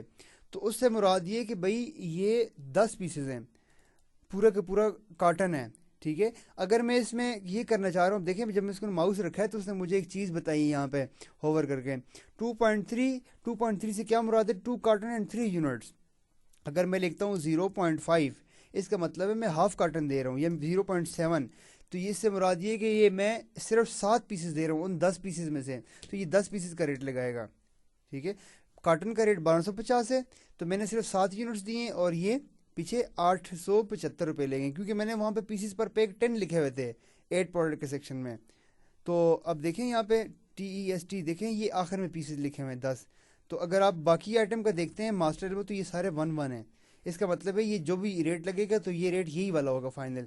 लेकिन जो दूसरा केस है उस वाला टेस्ट वाला जिसमें आपने पीसेस पर 10 लिखे हुए हैं। तो अगर आप पीसेस में बेचेंगे इसको तो वो ऑटोमेटिकली क्या करेगा, उसको खुद ब खुद डिवाइड कर देगा। जिस तरह देखो 7 पीसेस थे ना, तो उसने 1250 में से सिर्फ डिवाइड करके 10 एक पीस का रेट निकाला है। अब एक पीस में से उसने 7 पीसेस के रेट कर दिए हैं, तो 7 पीसेस का रेट ये लगता है। ठीक है, तो मैं इसको अगर इस आइटम को मैं डबल क्लिक करके ऊपर ले जाके मैं मॉडिफाई कर सकता हूँ। ठीक है, तो मैं इसको 1 पूरा कार्टन कर देता हूँ। और उसके बाद मैं अगर इसको मैं डिलीट करना चाहूँ, मैं किसी भी जगह पे क्लिक करके इसको मैं डिलीट का बटन प्रेस करूँगा कीबोर्ड से, तो ये डिलीट हो जाएगा। ठीक है, तो ये डिलीट हो गया। उसके बाद ये मुझे बता रहे हैं कि भाई आपके टोटल जो है वो 25-50 रुपये रहते हैं, ये बिल बिल के सारे इतने बन गए हैं। तो अब उसके बाद जो मैंने आपको वहाँ से सेलमैन की एक बात बताई थी, वो सेलमैन मैंने शायद डाला नहीं है। ठीक है, तो वो जो डाला होगा तो यहाँ पे शो कर देगा। ठीक है, तो आपने यहाँ से सेलमैन कर दें कि भाई ये किस बंदे ने माल इसको बेचवाया है। ठीक है, बारगेनिंग किसने की है या वगैरह वगैरह जो चीज़ें भी होंगी, आप इसको अपने हिसाब से ले सकते हैं। तो टोटल जितने बनते हैं ये 25-50 बन गए, लेकिन इस बिल के ऊपर उस बंदे ने सिर्फ आपको 2500 रुपये दिए, 50 रुपये उसने नहीं दिए। तो आप फ्लैट डिस्काउंट के ऊपर 50 रुपये लिख देंगे। ठीक है, तो ये हो जाएगा। उसके बाद 2500 रुपये आप उसने वसूली करनी है या 2500 रुपये में से कुछ वसूली करनी है, सारे वसूल नहीं करने हैं। या अगर आप 1000 रुपये वसूल करें तो आप 1000 रुपये लिखेंगे यहाँ पे, क्योंकि ये आपका कस्टमर सेल है। कस्टमर सेल में जितने पैसे आपने वसूल किए हैं वो आप लिखेंगे तो तब वसूल होंगे, नहीं तो वो सारे के सारे 2500 रुपये इस बंदे के खाते में डाल देगा कि भाई इस बंदे ने इतने पैसे देने हैं। अगर मैं इसका 1000 रुपये कर देता हूँ यहाँ पे, तो वो क्या करेगा, बाकी के 1500 रुपये जो है वो इस बंदे के खाते में डाल देगा। ठीक है, तो मैं करके देख लेता हूँ। कंट्रोल, जब मेरी बिल डन हो जाएगी फाइनल सारी, मैं कंट्रोल एस कर दूंगा, कंट्रोल एस से बिल सेव हो जाएगी। या अगर मुझे प्रिंट भी चाहिए साथ में तो मैं कंट्रोल पी करूँगा, तो ऑटोमेटिकली प्रिंटर में से बिल निकल के आ जाएगा। ठीक है, मुझे एक्स्ट्रा काम करने की कोई ज़रूरत नहीं है, तो वो ऑटोमेटिकली कंट्रोल एस से सेव हो जाएगा। कंट्रोल पी करूँगा तो सेव भी हो जाएगा और ऑटोमेटिकली प्रिंट भी निकल के आ जाएगा। तो इस तरह हम इन्वाइसेस करते हैं यहाँ पे। तो अगर जो मैंने अभी बिल बनाई है मैं इसको यहीं पर रह के चेक करना चाहूँ, या अगर मैं ये देखूँ जिस तरह देखें ये बिल हिस्ट्री है, तो अभी जो मैंने ABC मानसरा की बिल बनाई थी वो ये बिल बन गई, ये है सामने। ठीक है, तो मैं इस बिल को जब मैंने ये सेल का सेक्शन ओपन किया हुआ है, इसी जगह से मैं इसको देखना चाहूँ तो मैं कंट्रोल और O का बटन प्रेस करूँगा तो मेरे सामने ये सेल रिपोर्ट ओपन होके आ जाती है, जिसको दूसरी ज़बान में बिल हिस्ट्री, ये रेवेन्यू डिटेल आप कह सकते हैं यहाँ पे। ठीक है, इसका तरीका मैं आपको वहीं पे समझाऊंगा कि इसको आप किस तरह यूज़ कर सकते हैं। जिस तरह डबल क्लिक करके आप यहाँ पे इसी बिल को जो आपने बनाई थी मॉडिफाई कर सकते हैं, रिटर्न कर सकते हैं, इसको आप रीप्रिंट कर सकते हैं जिस भी फॉर्मेट में करना चाहें, डिफरेंट फॉर्मेट्स हैं। इस बिल को आप डिलीट करना चाहें, ये सारे की सारी चीज़ें मैं आपको रिपोर्ट्स के सेक्शन में बताऊंगा वहीं पर डिटेल में, क्योंकि ये बेसिकली उसी का सेक्शन है। यहाँ पे रिपोर्ट्स में है सेल रिपोर्ट, क्योंकि ये सारा रिपोर्ट का सेक्शन है, तो मैं आपको रिपोर्ट के सेक्शन में ये सारा समझाऊंगा। इनवाइस हो गई, सेल रिटर्न। अच्छा, तो सेल ये यहाँ से कंप्लीट हो गई। अब इस सेल को कोई गलत हो गया यहाँ से, या ये गलती से बन गई ये बिल, इस बिल को मॉडिफाई करना है या इस बिल को कोई आपने कोई भी इसमें चेंजेस वगैरह करनी है, तो वो मैं आपको बताऊंगा। जिस तरह देखें ये बिल है ना, तो डबल क्लिक करके मॉडिफाई कर देंगे। ये मैं जिस तरह कह रहा हूँ कि मैं आपको सेल रिपोर्ट के सेक्शन में वहीं से बताऊंगा, तो ये चीज़ें सारी आएंगी यहाँ पे। ठीक है, तो अच्छा, उसके बाद सेल रिटर्न। ठीक है, सेल और सेल रिटर्न, ठीक है, ये एक ही चीज़ है यहाँ पे। सिर्फ इसमें ये होगा कि जो आप सेल करेंगे ना, यहाँ से आपके कस्टमर के नाम से बिल बनेंगी, लेकिन रिटर्न तो और जब बिल बनेगी तो स्टॉक ऑटोमेटिकली मेंटेन हो जाएगा। जो जो आइटम बिकेंगे वो स्टॉक में से निकल जाएंगे, और जो जो आइटम और रिटर्न में जो आइटम भी कस्टमर वापस करेगा तो वो यहाँ पे वो इस तरह होगा कि वो ऑटोमेटिकली आपके स्टॉक के अंदर डाल देगा। ठीक है, तो जैसे ही आप ओपन करते हैं रिटर्न का सेक्शन, तो वो आपसे कस्टमर का नाम मांगता है। बल्कि यहाँ से मुझसे एक चीज़ रही है, सेल में मैंने आपको कस्टमर की बिल बना के दिखाई है, लोकल में ये है। अब अगर आप देखें बैलेंस शीट से पहले एक चीज़ ज़रूरी है कि आप बैलेंस शीट में आएँ। बैलेंस शीट में आके यहाँ पे अगर आप आज की बैलेंस शीट चेक करें तो इसमें ये है कि वसूली में जो सबसे पहले अमाउंट शुरू में मैंने डाली थी ना एक कस्टमर की 1000 रुपये वेंडर की डाली थी, सॉरी, तो वो 1000 रुपये कस्टमर ने जो मुझे पे करने थे वो वाले डले हुए। लेकिन जो मैंने बिल अभी जब बिल के टाइम पे जब मैं कस्टमर की बिल बना रहा था उसके 2500 रुपये बने थे। 2500 रुपये में से मैंने सिर्फ 1000 रुपये वसूल किए थे, तो वो 1000 रुपये उसने मुझे शो कर दिए हैं। लेकिन जबकि बिल जो बनी थी वो 2500 रुपये की बनी थी, 1500 बकाया था। 1500 बकाया उस बंदे इस सॉफ्टवेयर ने उस बंदे के खाते में डाल दिए। कस्टमर रिपोर्ट्स के अंदर कस्टमर डिटेल में चेक करें तो ABC मानसरा 1500 रुपये, 1500 रुपये ये हैं, 1000 रुपये वो हैं, 1000 रुपये वसूल हो गए, 1500 रुपये रहते हैं। ठीक है। तो यहाँ पे ये है कि जब आप काउंटर सेल की बिल बनाएंगे ना, लोकल से ही लोकल सेल, तो यहाँ पे आप जो भी अब इसके लिए आपको कस्टमर का नाम भी रिक्वायर्ड नहीं है। अगर डालें तो वेल एंड गुड, अगर ना डालें तो कोई मसला नहीं है। तो यहाँ पे जो भी आप सेल करेंगे, जिस रेट से भी सेल करेंगे, तो वो जब आप कंट्रोल एस करेंगे तो ये 28 रुपये ऑटोमेटिकली वसूल हो जाएंगे। कंट्रोल एस किया मैंने। जब आप यहाँ पे आके बैलेंस शीट में चेक करेंगे, आज की अगर बैलेंस शीट चेक करें तो ये देखें मैंने वसूल नहीं किए, लेकिन मैंने जब बिल सेव किए तो ये काउंटर का बिल था लोकल सेल का, तो 28 रुपये ऑटोमेटिकली वसूल भी हो गए। तो जब आप शाम को क्लोजिंग करेंगे तो ये देखें 1028 रुपये आज की वसूली है। अच्छा, सेल रिटर्न। सेल रिटर्न से मुराद ये कि अगर आपका कस्टमर आपसे जो चीज़ें लेके गए हैं वो वापस आता है तो कुछ चीज़ें वापस करता है आपको। वो चीज़ें आपको इंटर करने के आपके पास दो तरीके हैं। अगर तो वैसे ही एक दो आइटम है तो आप क्या करेंगे, डायरेक्टली उस कस्टमर का नाम लिख देंगे ABC मानसरे का, तो वो आपसे कहेगा कि भाई कौन सी चीज़ वापस करनी है आपने, मास्टर एल्बो 4525 या जो भी है। मैंने इसको दूसरा दिया था, 4525 किए थे। इसको मैंने एक आइटम दो दिए थे शायद, उसमें से मैं इसको एक वापस कर रहा हूँ। तो अब देखें इसका पहले स्टॉक मेरे पास ज़ीरो हो गया था, ME 4525, ये देखें ये भी स्टॉक ज़ीरो है इसका ना। तो मैं जब अब इसको रिटर्न करूँगा तो फिर मैं आपको बताऊँगा। तो ये हो जाए। अच्छा, उसके बाद 4525 में रिटर्न कर दूंगा। जैसे ही हो जाए टोटल फाइनल हो जाएगा कि भाई क्या क्या चीज़ें रिटर्न हुई, आप इसी तरह जिस तरह बिल बनाते हैं उसी तरह इसको डालते जाएंगे सारे। ठीक है, जब डाल के फाइनल हो जाएंगे तो उसके 28 रुपये बन जाएंगे। अगर ये लोकल का है, लोकल रिटर्न है, तो आप अगर इसको लोकल रिटर्न सेलेक्ट कर रहे हैं तो इसमें आप क्या करेंगे कि ये जो 28 रुपये बनते हैं आप इसको वापस करेंगे। ठीक है, अपने काउंटर में से नीचे निकाल के ड्रॉर में से 28 रुपये दे के इस बिल को सेव कर देंगे। लेकिन अगर कस्टमर की बिल है, कस्टमर रिटर्न, तो वही तरीका है। अगर आपने इस बंदे को ये पैसे वापस करने तो आप यहाँ पे लिखेंगे 28 रुपये। लेकिन अगर वापस नहीं करने तो सॉफ्टवेयर क्या करेगा, ये 28 रुपये ऑटोमेटिकली इसका अगर पिछला को खाता रहता है, अगर उसने जितने पैसे पीछे पे करने थे उसमें से ये खुद ब खुद निकाल देगा उसमें से। ठीक है, मैं कंट्रोल एस कर देता हूँ। ठीक है, मास्टर एल्बो 4525, ये देखें 4525, तो उसका स्टॉक पहले ज़ीरो था, अब स्टॉक ऑटोमेटिकली ऐड हो गया जितनी रिटर्न हुई है। ठीक है, तो ये हो गया। इसके बाद रिटर्न का एक और तरीका है। रिटर्न का तरीका वो ये है कि जब आप कस्टमर आपका वापस आता है तो वो बिल लेके आते हैं कि भाई मैं किस बिल के ऊपर ये सामान लेके गया हूँ। तो वो बिल अगर वो लेके आएगा, उस बिल के ऊपर इनवाइस नंबर लिखा होता है। इनवाइस नंबर लिखा होगा तो आप यहाँ पे बिल हिस्ट्री में आएंगे। ठीक है, तो बिल हिस्ट्री में यहाँ से भी आ सकते हैं आप। सेल के टाइम पे यहाँ पे कंट्रोल O का बटन भी प्रेस कर सकते हैं। तो यहाँ पे आप इनवाइस नंबर लिख लेंगे कि भाई कौन सी इनवाइस नंबर पे आप लेके गए। ये 23 इनवाइस नंबर पे लेके गए, एंटर प्रेस करेंगे तो 23 इनवाइस नंबर खुल के आ जाएगी। ठीक है, इसके ऊपर डबल क्लिक करके आप यहाँ से कन्वर्ट टू रिटर्न करेंगे तो ये ऑटोमेटिकली रिटर्न इनवाइस नंबर के ऊपर खुल जाएगी ये चीज़। और ये जो पूरी की पूरी बिल बनी थी, जिस रेट के ऊपर बनी थी, ये वही रेट ऑटोमेटिकली सिस्टम उठा लेगा।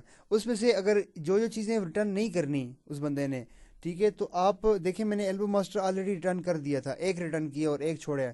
तो वहाँ पे इसको मैं अगर ये चीज़ रिटर्न नहीं हुई या इस तरह को केस जो रिटर्न नहीं होगी तो आप क्लिक करके डिलीट का बटन प्रेस कर देंगे तो वो यहाँ से रिमूव हो जाएगी। तो अब रिटर्न उसने अगर एक ही वापस लेके आए, बेसन मिक्सर वापस लेके आए, बाकी चीज़ें वापस नहीं लेके आए, तो जो नहीं लेके आए थे वो आपने सेलेक्ट करके डिलीट कर दी। जो लेके आए थे, जो वापस आई हैं, तो वो यहाँ पे छोड़ दिए। अब यहाँ पे कंट्रोल एस का बटन प्रेस कर देंगे। बाकी तरीका वो ये रिटर्न का, कंट्रोल एस करेंगे तो बेसन मिक्सर भी वापस कर देगा। अच्छा, तो यहाँ पे आप रिटर्न रिपोर्ट्स में आके रिटर्न रिपोर्ट, तो ये देखें ABC मानसरा के पहली बिल में एल्बो वापस हुई है, दूसरी बिल आई है, दूसरी बिल में बेसन मिक्सर वापस हुई है। ये लेजर में सब कुछ बताएगा, मैं आपको वहाँ पे सारा कुछ बताऊंगा कि कस्टमर लेजर में ये सेल कब हुई थी, क्या कितने अमाउंट की सेल हुई थी, सारा कुछ चीज़ें वहाँ पे आएंगी। तो सेल रिटर्न जिस तरह आप सेल करते हैं सेम टू सेम वही तरीका है सेल रिटर्न का भी। ठीक है, उसके बाद कोटेशन सेल।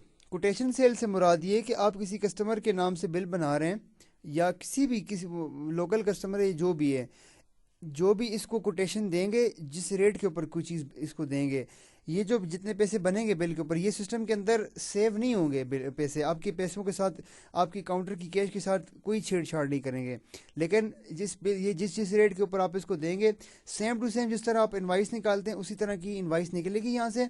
लेकिन उसमें ये होगा कि जितना स्टॉक भी आप यहाँ पे उसको फॉर एग्जांपल 2 क्वांटिटी चाहिए, 2 क्वांटिटी का रेट लग के आ जाएगा, और 2 स्टॉक जो होगा वो आपके सिस्टम में से माइनस नहीं होगा, आपका अपने स्टॉक जो है वो उसी तरह होगा।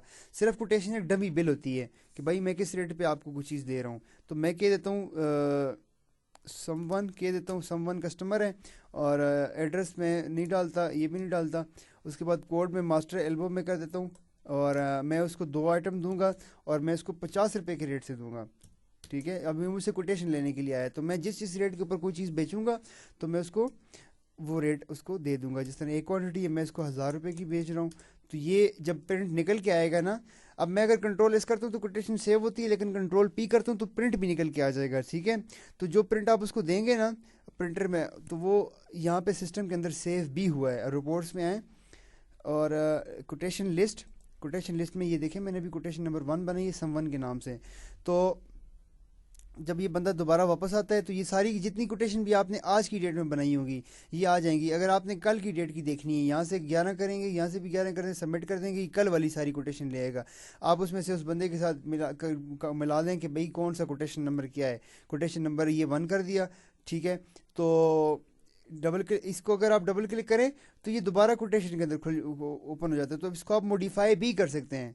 ठीक है, बाद में चेंज कर सकते हैं, कोई रेट आपने को गलत दिया हो तो उसको आप डबल क्लिक करके चेंज करके दोबारा सेव करेंगे। ठीक है, देखेंगे फॉर एग्जांपल यहाँ पे 1 क्वांटिटी थी तो इसको मैं 2 क्वांटिटी कर देता हूँ। ठीक है, तो कंट्रोल एस कर दिया मैंने। अब यहाँ पे अगर आप देखें तो ये 2 क्वांटिटी हो गई है। सही है, इसी को आपने अगर दोबारा प्रिंट निकालना है, प्रिंट करके आप यहाँ पे A4 A5 जो भी फॉर्मेट आपको दी हुई है, आपने जो भी फॉर्मेट यूज़ करनी है वो फॉर्मेट करके प्रिंट करेंगे। यहाँ से आप दोबारा प्रिंट भी निकाल सकते हैं।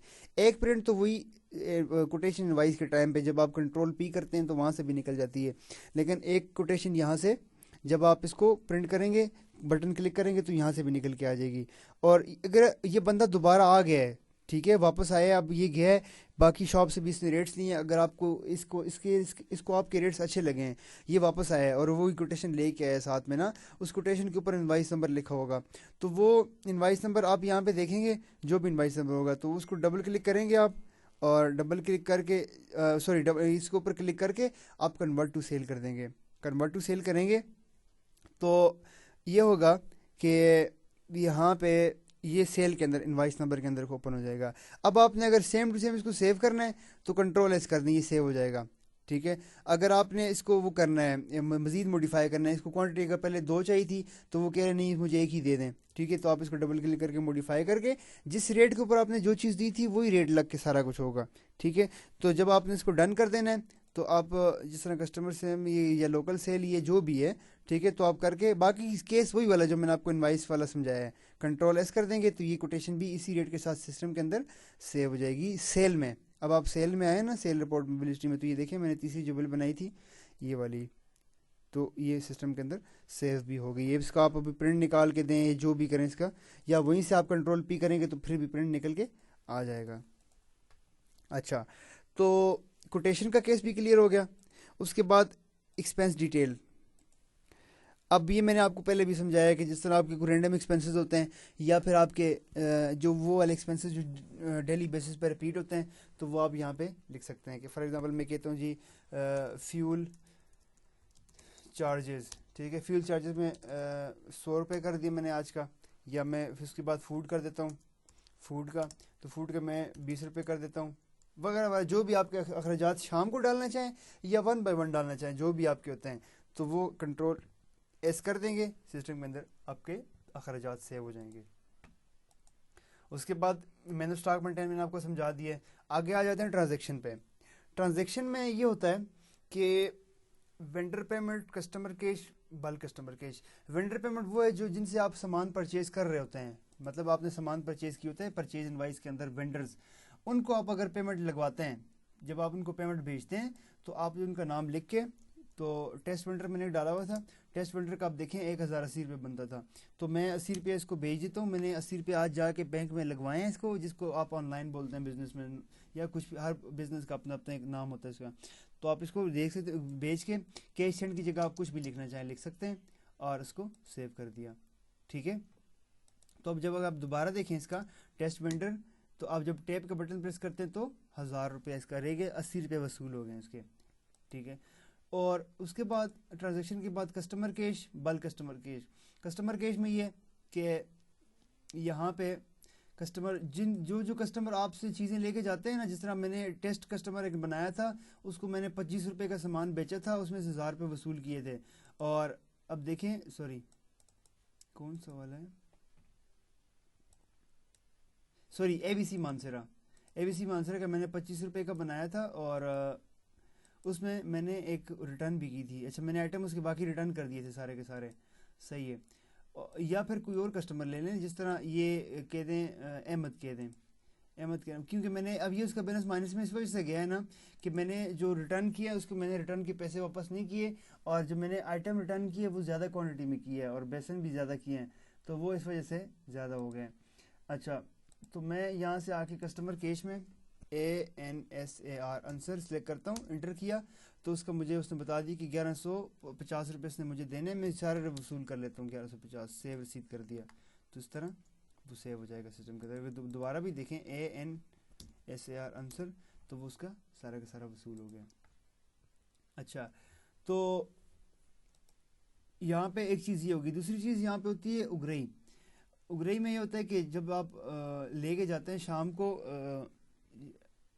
मतलब आप एक बंदे को बेचते हैं, अपने सेलमैन को, या जो भी होता है, अपने सारे कस्टमर्स के पास आपकी जितनी भी शॉप्स आपसे अगर लेके जा रही हैं, होलसेलर हैं आप, तो आपके बाकी लोग अगर आपसे चीज़ें परचेज़ कर रहे हैं, तो दुकानदार उनकी तरफ आपके जितने पैसे भी रहते हैं, वो आप शाम को बंदा भेजेंगे, वो उनसे वसूली लेके आएगा। जब लेके आएगा वो वन टाइम, जिस तरह देखें रिपोर्ट्स में यहाँ पे आते हैं ना कस्टमर डिटेल, यहाँ से आप उसको प्रिंट निकाल के देंगे कि भाई ये आपके जितने कस्टमर भी हैं ना, इन सारे कस्टमर का आप प्रिंट निकाल के देंगे।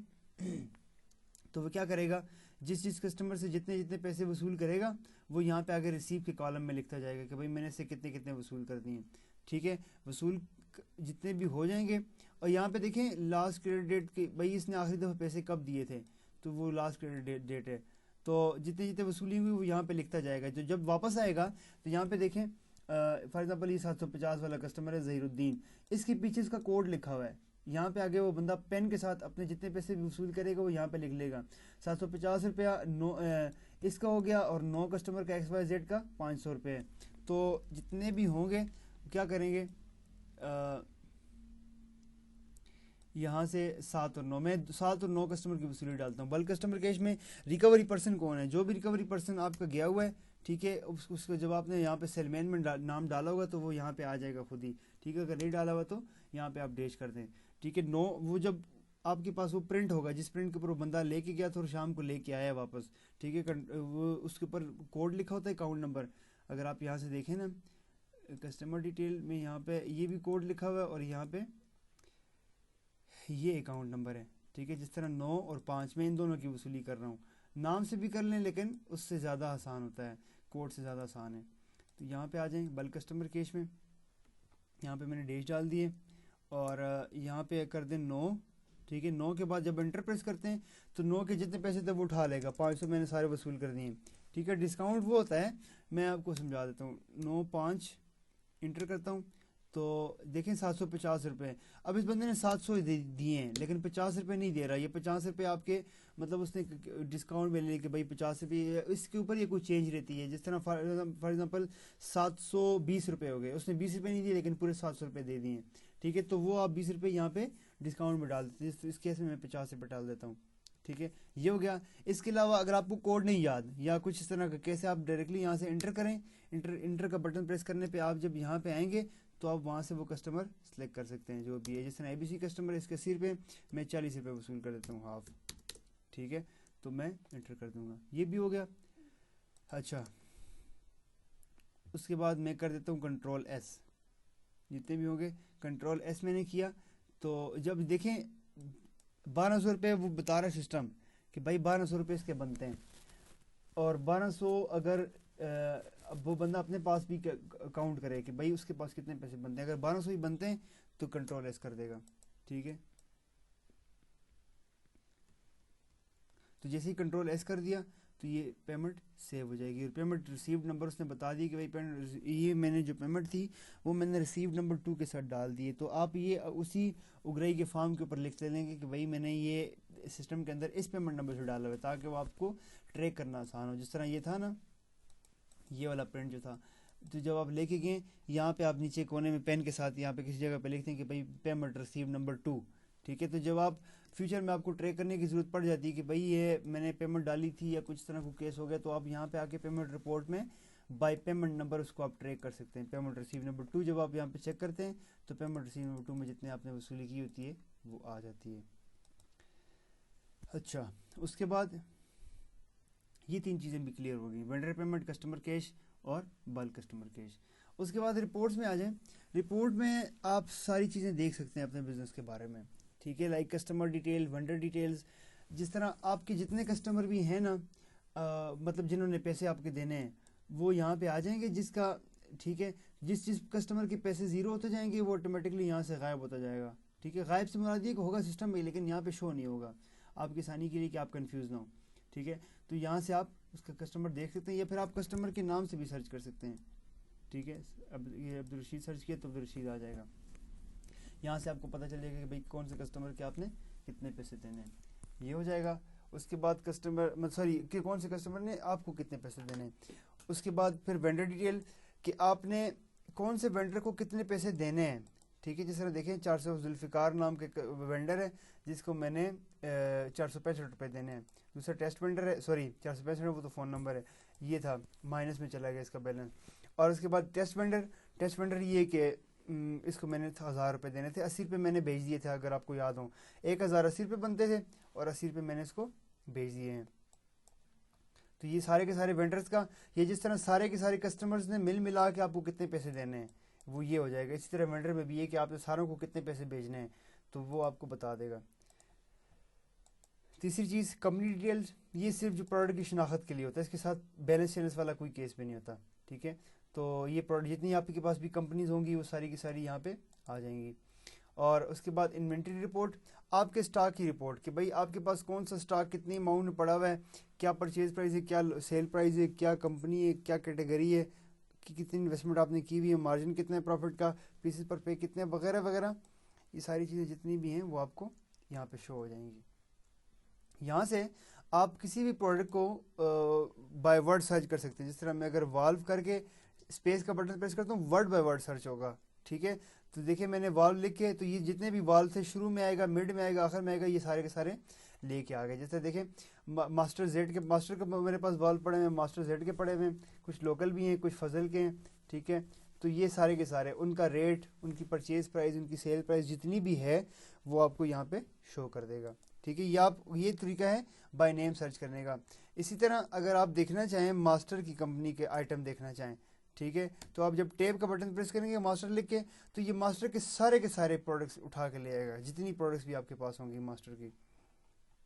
ठीक है, ये हो जाएगा। और उसके बाद जिस तरह मास्टर जेड ये हो गया और मास्टर भी हो गया। फिर कैटेगरी वाइज, जिस तरह मैंने आपको कहा था कि कैटेगरी में जो अगर आपने बेसन की कैटेगरी लिखी हुई है, आपने कोई भी कैटेगरी लिखी, तो यहाँ पे कैटेगरी का नाम लिखेंगे, टैब का बटन प्रेस करेंगे तो वो ऑटोमेटिकली कैटेगरी आ जाएगी सारी की सारी। अगर आप देखें इसमें फिर एक होती है इन्वेंटरी रिपोर्ट में, आप यहाँ पे देखें प्रिंट है दो है ना, एक ब्लू कलर का प्रिंट है, एक ब्लैक कलर का प्रिंट है।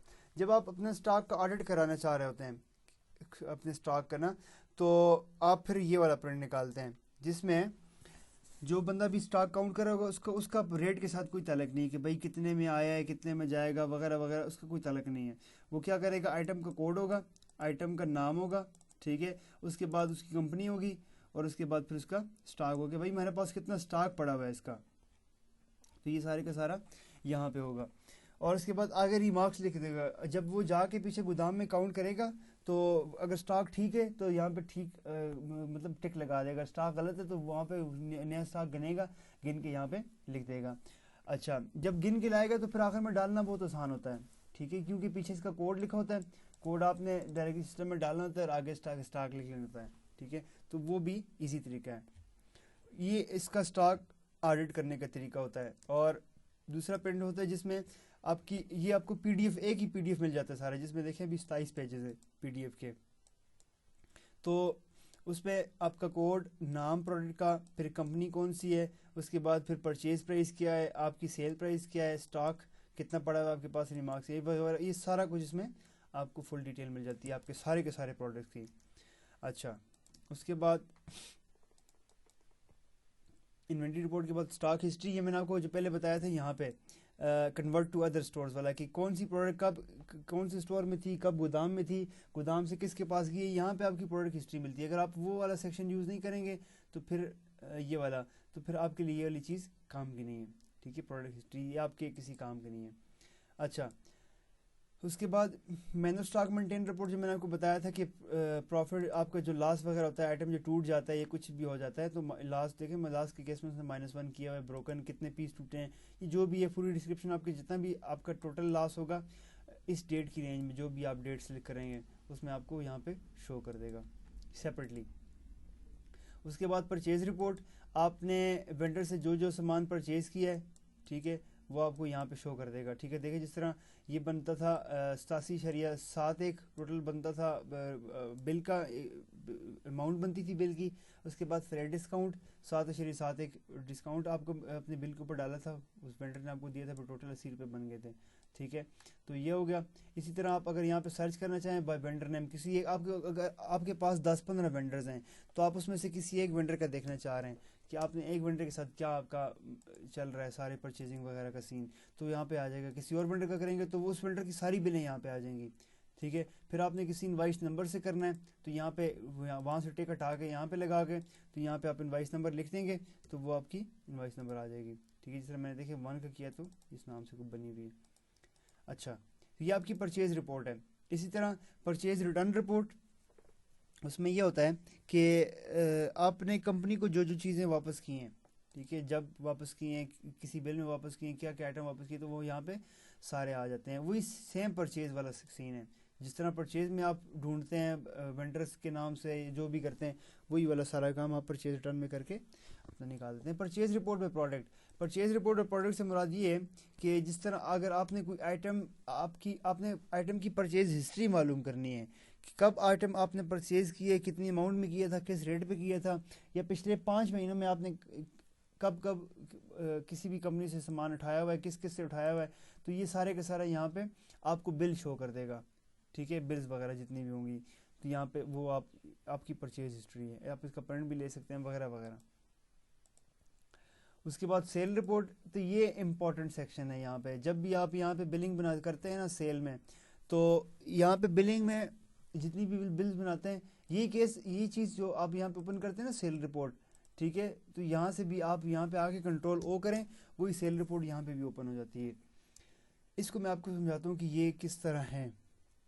सबसे पहले अगर आपने किसी एक कस्टमर की बिल निकालनी है, सारी बिल्स निकालनी है, तो यहाँ पे आप अगर लिखते हैं ABC कस्टमर लिखते हैं, उसकी अगर आपने 10 बिलें बनाई हुई हैं किसी भी डेट की रेंज में, आप 1 मंथ सेलेक्ट करें, 1 साल सेलेक्ट करें, 2 साल सेलेक्ट करें, 10 साल सेलेक्ट करें, आपको बता देगा कि आपने मतलब ये कस्टमर आपसे कितना सामान परचेज करता है या कितनी बिल्स बनी हुई हैं। जो जो बिल बनी हुई हैं वो सारी सारी शो कर देगा, ठीक है। या फिर आप यहाँ से भी हटा दें तो आपको सारी की सारी जितनी बिल्स भी होंगी वो सारी की सारी निकाल के ले आएगा। और उसके बाद किसी भी बिल को आप डबल क्लिक करें, जो भी आपने करनी है, मॉडिफाई करनी है, ये कुछ भी है। आप देखें, अगर आप आज का केस है ना, ये ABC मानसरा की बिल है, तो अगर आप ये कर दें ABC मानसरा, इसको आप कर दें, ये मैं ये कर देता हूँ, इसको आप मॉडिफाई कर सकते हैं। इस बिल में अगर आपने कुछ चेंज करना हो, ठीक है, कोई बिल कोई आइटम आपने 2 क्वांटिटी थी 1 करनी हो, या 1 क्वांटिटी 2 करनी हो, या रेट को चेंज करना हो, आप मॉडिफाई पे क्लिक करें। मॉडिफाई करके आप इसको जिस तरह नॉर्मल बिल बनाते हैं उसी तरह आप ये उसी फॉर्म में ओपन कर देगा। इसमें से आप कोई आइटम डिलीट करना चाहें, डिलीट का बटन प्रेस करके कंट्रोल एस कर दिया तो ये बिल मॉडिफाई हो जाएगा। देखें दोबारा अगर मैं ओपन कर, दूसरा आइटम यहाँ से चला गया है। इसी तरह अगर आप इसको रिटर्न करना चाहें, ठीक है, ये बंदा वापस आता है फ्यूचर में, तो जब भी ये बंदा वापस आया, ये तो लोकल रिटर्न है, लेकिन अगर आपके कस्टमर के रिटर्न भी है तो वो बिल लेके आएगा, तो एक तो तरीका ये है कि आप वो बिल नंबर मैंने आपको बताया था कि यहाँ पे आप बिल नंबर एंटर करेंगे, यहाँ पे आ जाएगा। और फॉर एग्जांपल बिल नंबर मैं कर देता हूँ 20, ठीक है। तो 20 मैंने एंटर किया तो 20 की बिल निकल के आ जाएगी। इस बिल को मैं डबल क्लिक करके, सॉरी इसका रिकॉर्ड मैंने रिमूव कर दिया था बाद में, ठीक है। इसका रिकॉर्ड मैंने रिमूव किया तो इस वजह से उसने रश शो कर दिए। लेकिन आप ये देखें इस बिल हिस्ट्री में, अब ये ABC मानसरा की बिल है, डबल क्लिक मैंने किया और उसके बाद मॉडिफाई कन्वर्ट टू रिटर्न। तो अगर ये मॉडिफाई है तो आप इसको, अगर आपने एडिट करना है बिल को, तो वो यहाँ से आप मॉडिफाई पे जाके एडिट कर सकते हैं। और कन्वर्ट टू रिटर्न यहाँ से आप उसको रिटर्न में डाल सकते हैं।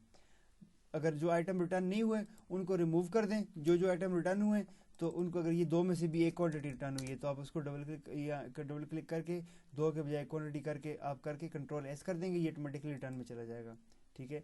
ये भी हो गया। आप इस बिल को प्रिंट करना चाहें दोबारा, एक तो वहाँ पे जब आप सेल कर रहे होंगे उस टाइम भी आप कंट्रोल से एस के बजाय कंट्रोल पी करेंगे तो वहाँ से भी बिल निकल के आएगा। लेकिन अगर आप यहाँ पे आके दोबारा उसको डुप्लीकेट बिल देना चाहें तो यहाँ से भी आप उसका बिल निकाल सकते हैं। तो बिल की फॉर्मेट आप खुद चूज़ करेंगे। जिस तरह A4 ये बड़े पेज के ऊपर आता है फुल पे, ठीक है। ये A5 उसी पेज को आप हाफ करके वर्टिकली डाल दें, ये वो है A4 हाफ। अगर वो A4 को करके आप हाफ करके हॉरिजॉन्टली डालें तो ये वो वाली फॉर्मेट है। ये A5 की एक फॉर्मेट, A5 की दूसरी है, A5+, ये डिफरेंट फॉर्मेट्स हैं। ये आप अपने तौर पे भी देख सकते हैं कि आपको कौन सी फॉर्मेट चाहिए होगी, आप उस फॉर्मेट को यूज़ कर सकते हैं, ठीक है। ये आपके ऊपर डिपेंड करता है। तो उसके बाद अब आपने इसी बिल को डिलीट करना है, क्लिक करके आप येस कर देंगे, ये बिल ऑटोमेटिकली रिमूव हो जाएगी। ये देखें, मैं आज के देखता हूँ तो वो ABC कस्टमर की बिल चली गई यहाँ से, ठीक है। अगर इसको भी मैं कर देता हूँ, येस किया, ये बिल भी चली गई, ठीक है। इसको मैं करता हूँ बिल, ये किया तो मेरी आज की सारी बिल चली गई हैं। अगर मैं बैलेंस शीट में आता हूँ ना, आज की मैं सेल चेक करता हूँ, देखिए प्रोडक्ट सेल ये मेरी ज़ीरो हो गई है, लेकिन रिटर्न अपनी जगह उसी तरह है, परचेज़ भी है, अखराजात भी हैं, सारा कुछ है। लेकिन जो मेरी बिल वगैरह थी वो सारी की सारी चली गई है, ठीक है। अच्छा, तो इस तरह आप अपनी बिल डिलीट कर सकते हैं वगैरह। तो यहाँ से देखें इनवाइस नंबर को हटा के आप जब यहाँ पे क्लिक करते हैं कस्टमर्स पे ना, यहाँ पे कस्टमर का नाम नहीं लिखते हैं, तो ये क्या करेगा, आपके कस्टमर की सिर्फ सारी बिल्स निकाल के लेगा। सॉरी, इसमें कुछ मैंने रिकॉर्ड पहले रिमूव किया हुआ था तो उस वजह से वो इशू क्रिएट कर रहा है।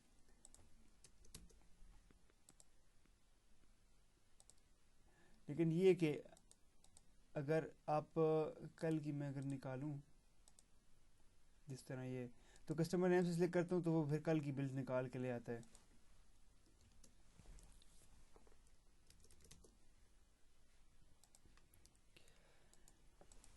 उसके बाद इनवाइस नंबर, फिर उसके बाद काउंटर सेल।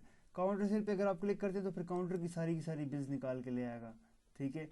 उसके बाद शॉप वाइज सेल, जो मैंने आपको बताया था कि जिस तरह आप अगर ये वाली चीज़ यूज़ करेंगे कन्वर्ट टू अदर स्टोर्स वाला, तो फिर वो जो आपकी शॉप की सेल है, हर शॉप की आपको सेपरेट सेल बताएगा कि कौन सी दुकान ने आपकी कितनी सेल की हुई है, ठीक है। ये उस केस के लिए यूज़ होता है। आप यहाँ से टिक करके जो जो आपकी शॉप्स होंगी, आपको गोदाम नीचे आपकी जो जो शॉप्स होंगी वो आपको बता देगा यहाँ पे, और आप वहाँ से वो शॉप चेक करके सिर्फ उस शॉप की स्पेसिफिक सेल चेक कर सकते हैं।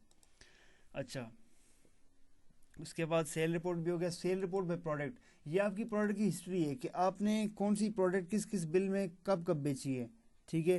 तो ये आप जब यहाँ पे प्रोडक्ट का नाम लिखेंगे, डेट की रेंज सेलेक्ट करेंगे तो यहाँ से आपको पूरी प्रोडक्ट की हिस्ट्री बता देगा, ठीक है, कि कौन सी प्रोडक्ट कौन सी बिल में गई है, कितनी अमाउंट में गई थी, स्टॉक कितना था, ठीक है, वगैरह वगैरह आपको सारी की सारी हिस्ट्री बता देगा sale report by product name. उसके बाद प्रोडक्ट सेल बाय सेलमैन, जो मैंने आपको वहाँ पे बताया था कि सेलमैन के नाम से आप जो आइटम सेल करते हैं, कि जब बिल के टाइम पे आप यहाँ पे सेलमैन का नाम लिखते हैं यहाँ पे, तो आपको महीने के आखिर पे या जब भी आप चेक करना चाहें आपको वो बता देगा कि भाई, सॉरी, ये आपको बता देगा कि भाई कौन से सेलमैन ने कितनी सेल की हुई है। एक तो ये है ना sale report product sale by salesman, ठीक है। सेलमैन का नाम लिखेंगे तो वो उसकी सारी की सारी बिल्स निकाल के ले आएगा कि जो जो बिल्स भी उस सेलमैन ने सेल कराई होंगी, ठीक है। तो उसकी बेस पे आप उसको अगर कोई बोनस देना चाहें महीने पे, अगर या वो काम अच्छा कर रहा है, ठीक है, तो उसमें आप उसको बोनस दे सकते हैं, या वगैरह वगैरह जो चीज़ें भी आप अपने बिजनेस के हिसाब से जो रूल्स भी डिफाइन करते हैं। तो वो सिर्फ इसका मकसद ये कि आपको आपके सेलमैन की प्रोग्रेस बताएगा कि कौन सा सेलमैन आपका कितना काम कर रहा है, ठीक है, एक चीज़ ये है। फिर दूसरी चीज़ सेल रिपोर्ट बाय सेलमैन, जिस तरह आप बिल हिस्ट्री निकालते हैं ना, ये उसी तरह की बिल हिस्ट्री निकालेगा, लेकिन अब ये होगा इस तरह कि भी ये वो आइटम वाइज ढूंढेगा ना, ठीक है। तो यहाँ पे ये पूरी की पूरी बिल्स निकाल के ले आएगा कि भाई कौन से सेलमैन ने कितनी वो की हुई है, सेल की हुई है, और वो हर बिल निकाल निकाल के ले आएगा। और जिस तरह आप बिल हिस्ट्री में डबल क्लिक करके मॉडिफाई रिटर्न वगैरह करते हैं, तो वो फिर आप यहाँ से उसको इस तरह यूज़ कर सकते हैं। उसके बाद रिटर्न रिपोर्ट, ठीक है। रिटर्न रिपोर्ट में वही जिस तरह सेल रिपोर्ट है उसी तरह रिटर्न रिपोर्ट है। जो भी आइटम आप अपने कस्टमर को बेचते हैं वो सेल रिपोर्ट में जाता है, और जो आइटम आप रिटर्न करते हैं तो वो रिटर्न में आ जाता है, ठीक है। ये हो गया। उसके बाद कोटेशन लिस्ट, मैंने आपको समझाया पहले कि जो जो कोटेशन भी होंगी, जिस दिन की भी होगी, वो कोटेशन का जो प्रिंट वो कस्टमर लेके जाएगा, उसके ऊपर डेट लिखी होती है। तो आप यहाँ से डेट फ्रॉम डेट टू में उसी दिन को चूज़ कर लेंगे, तो उस दिन की सारी कोटेशंस आ जाएंगी।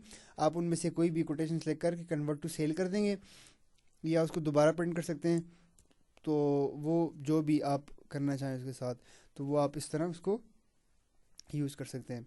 यहाँ से अगर वो बिल लेके गए पहले कोटेशन वाली, उसको रेट अच्छे लगे हैं, यहाँ से वो दोबारा आता है, तो आप उसको क्लिक करके कन्वर्ट टू सेल करेंगे, कंट्रोल एस करेंगे। अब आपको आइटम दोबारा डालने की ज़रूरत नहीं है, जो आपने एक दफ़ा डाल दिए थे, ठीक है, वो भी डल जाएंगे, तो वो ऑटोमेटिकली आपकी सेल के अंदर शिफ्ट हो जाएगा। उसके बाद कस्टमर लेजर। कस्टमर लेजर में आपका आपके कस्टमर का सारा लेजर कि किस टाइम आपसे वो बिल कस्टमर लेके गया था, ठीक है, कब वो कस्टमर वापस लेके आया है, वगैरह वगैरह जितनी चीज़ें भी होंगी आपकी, वो यहाँ पे आपको शो कर देगा, ठीक है। देखें, अब जिस तरह ये था कि सेल इनवाइस नंबर 11 के ऊपर ये XYZ कस्टमर जो था, ये आपसे लेके गया, डबल क्लिक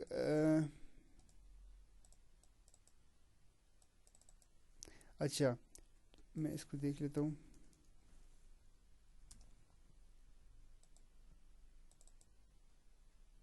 क्योंकि इसकी मैंने बिल्स रिमूव की थी पहले ना, तो इस वजह से शायद,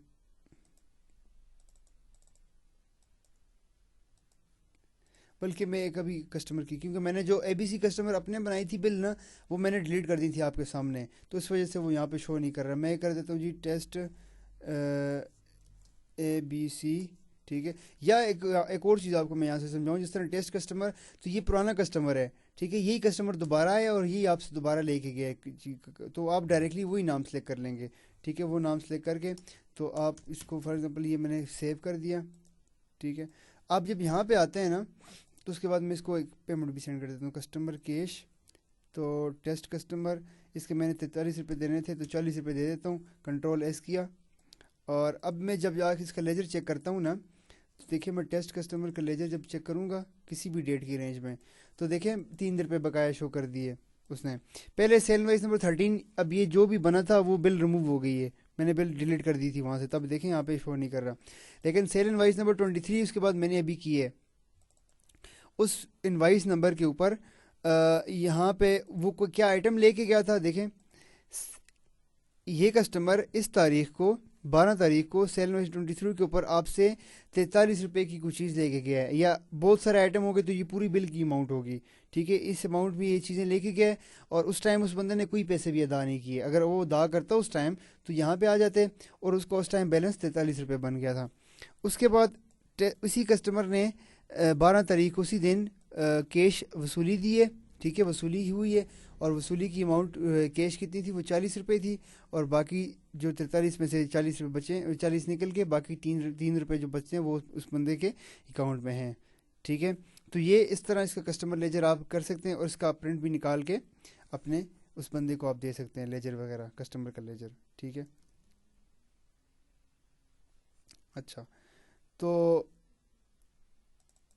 यहाँ पे एक चीज़ रह गई थी मुझसे, मैं आपको बताना भूल गया। जब आप कस्टमर लेजर में आते हैं ना, तो किसी कस्टमर की आपसे वसूली गलत हो जाती है, या 40 रुपये नहीं थे, वो 40 के बजाय 43 रुपये थे पूरे, ठीक है। तो आप 43 रुपये लिख के पूरे उसको मॉडिफाई कर सकते हैं, ठीक है। जब आप मॉडिफाई करते हैं ना, अब देखें मैंने ज़ीरो हो गया, मैंने पहले 43 रुपये, पहले 40 रुपये वसूली की थी मैंने, लेकिन उसको मॉडिफाई किया मैंने, पेमेंट भी मॉडिफाई हो सकती है।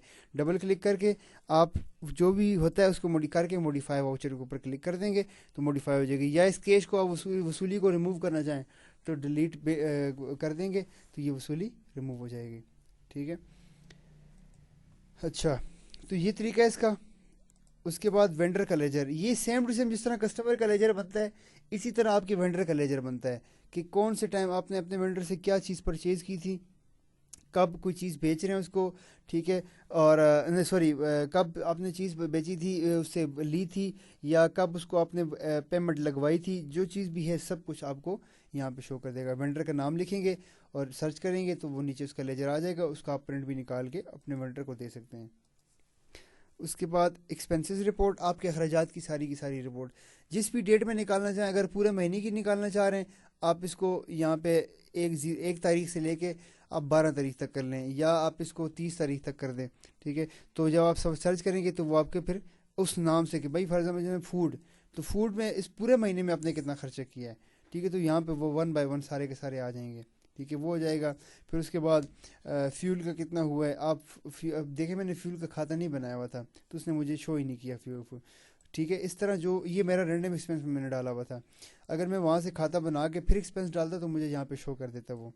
ठीक है, और पेमेंट रिपोर्ट, पेमेंट रिपोर्ट में ये कि आप किसी अपने वेंडर को पैसे बेचते हैं तो वो भी यहाँ पे आ जाते हैं। ठीक है, अब देखिए मैंने वेंडर का नाम सेलेक्ट किया लेकिन मैंने वेंडर का नाम कोई नहीं डाला, तो भी जितने वेंडर को भी मैंने पेमेंट भेजी होगी वो यहाँ पे आ जाएगी। ठीक है, तो ये मेरे वेंडर की पेमेंट जो मैंने उसको भेजी हुई है। उसके बाद कस्टमर नेम, ठीक है, तो मेरे सारे कस्टमर ने मुझे जो जो जब जब पेमेंट दी है सारी, तो ये देखें आखिरी पेमेंट मुझे 43 रुपये की अभी मैंने थोड़ी देर पहले वसूल की है, तो ये हो जाएगी कस्टमर नेम की। और उसके बाद by payment number, by payment number में ये है कि आप जो जब कैश वसूली करते हैं उगरई वाली, उसमें आपको पेमेंट नंबर दिया जाता है, तो आप वो पेमेंट नंबर यहाँ पे लिखेंगे, उस पेमेंट नंबर में जितनी भी पैसे वसूल होंगे तो वो आप यहाँ पे वो नीचे शो कर देगा। ठीक है, आज ऑर्डर बुकर का कोई ताल्लुक नहीं है, एरिया का भी कोई केस नहीं है, ठीक है, आपके केस में। तो ये इस तरह आप फिर पेमेंट रिपोर्ट को यूज़ कर सकते हैं।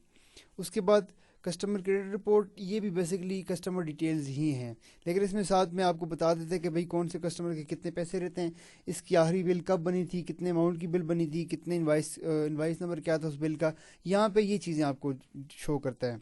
ठीक है, तो ये भी आपके ज़्यादा काम की नहीं है। और उसके बाद बैलेंस शीट,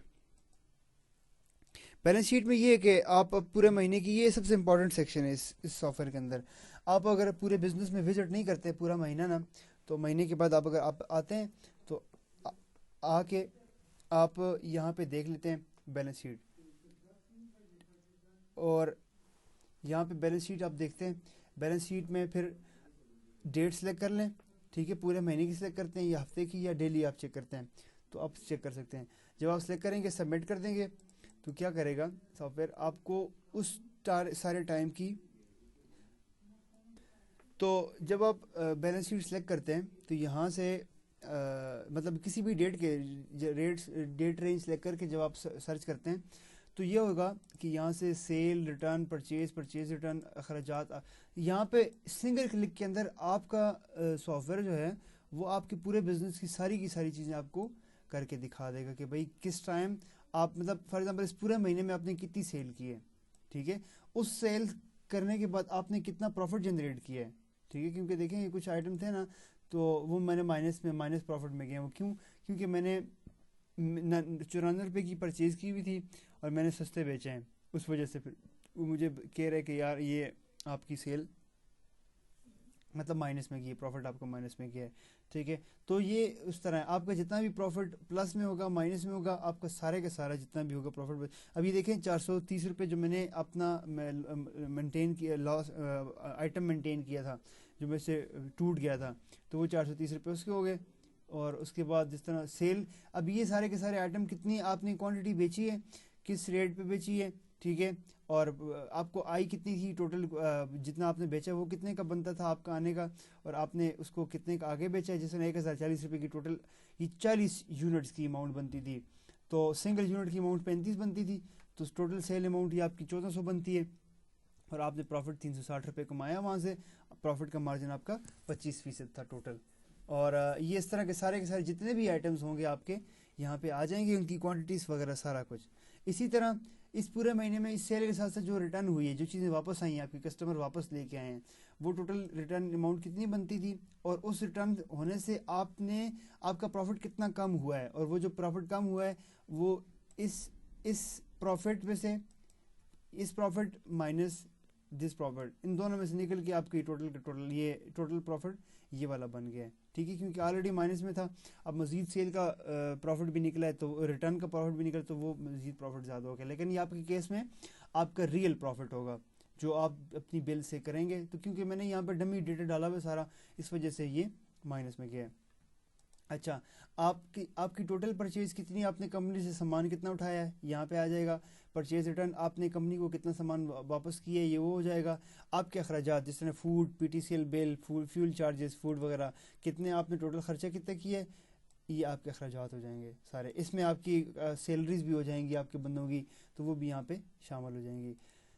आपकी अमाउंट रिसीव और अमाउंट सेंड, ठीक है, जितनी भी अमाउंट आप सेंड करेंगे कि आगे वेंडर्स को, वो इस तरफ आ जाएंगी। और देखिए मैंने 80 रुपये आखिर में टेस्ट वेंडर को भेजा था, उसका 1080 रुपये बनता था, तो वो 80 रुपये ये आ गए। ठीक है, जितनी अमाउंट आप पे करेंगे और जितनी अमाउंट आप अपने कस्टमर से रिसीव करेंगे, तो यहाँ पे आती जाएंगी सारी की सारी। उसके बाद ये तो हर सेक्शन वाइज डिटेल्स हैं सारी ये वाली, ठीक है, सेक्शन वाइज। इसी तरह यहाँ पे है टोटल आपने फ्लैट डिस्काउंट कितना दिया है बिल्स के ऊपर।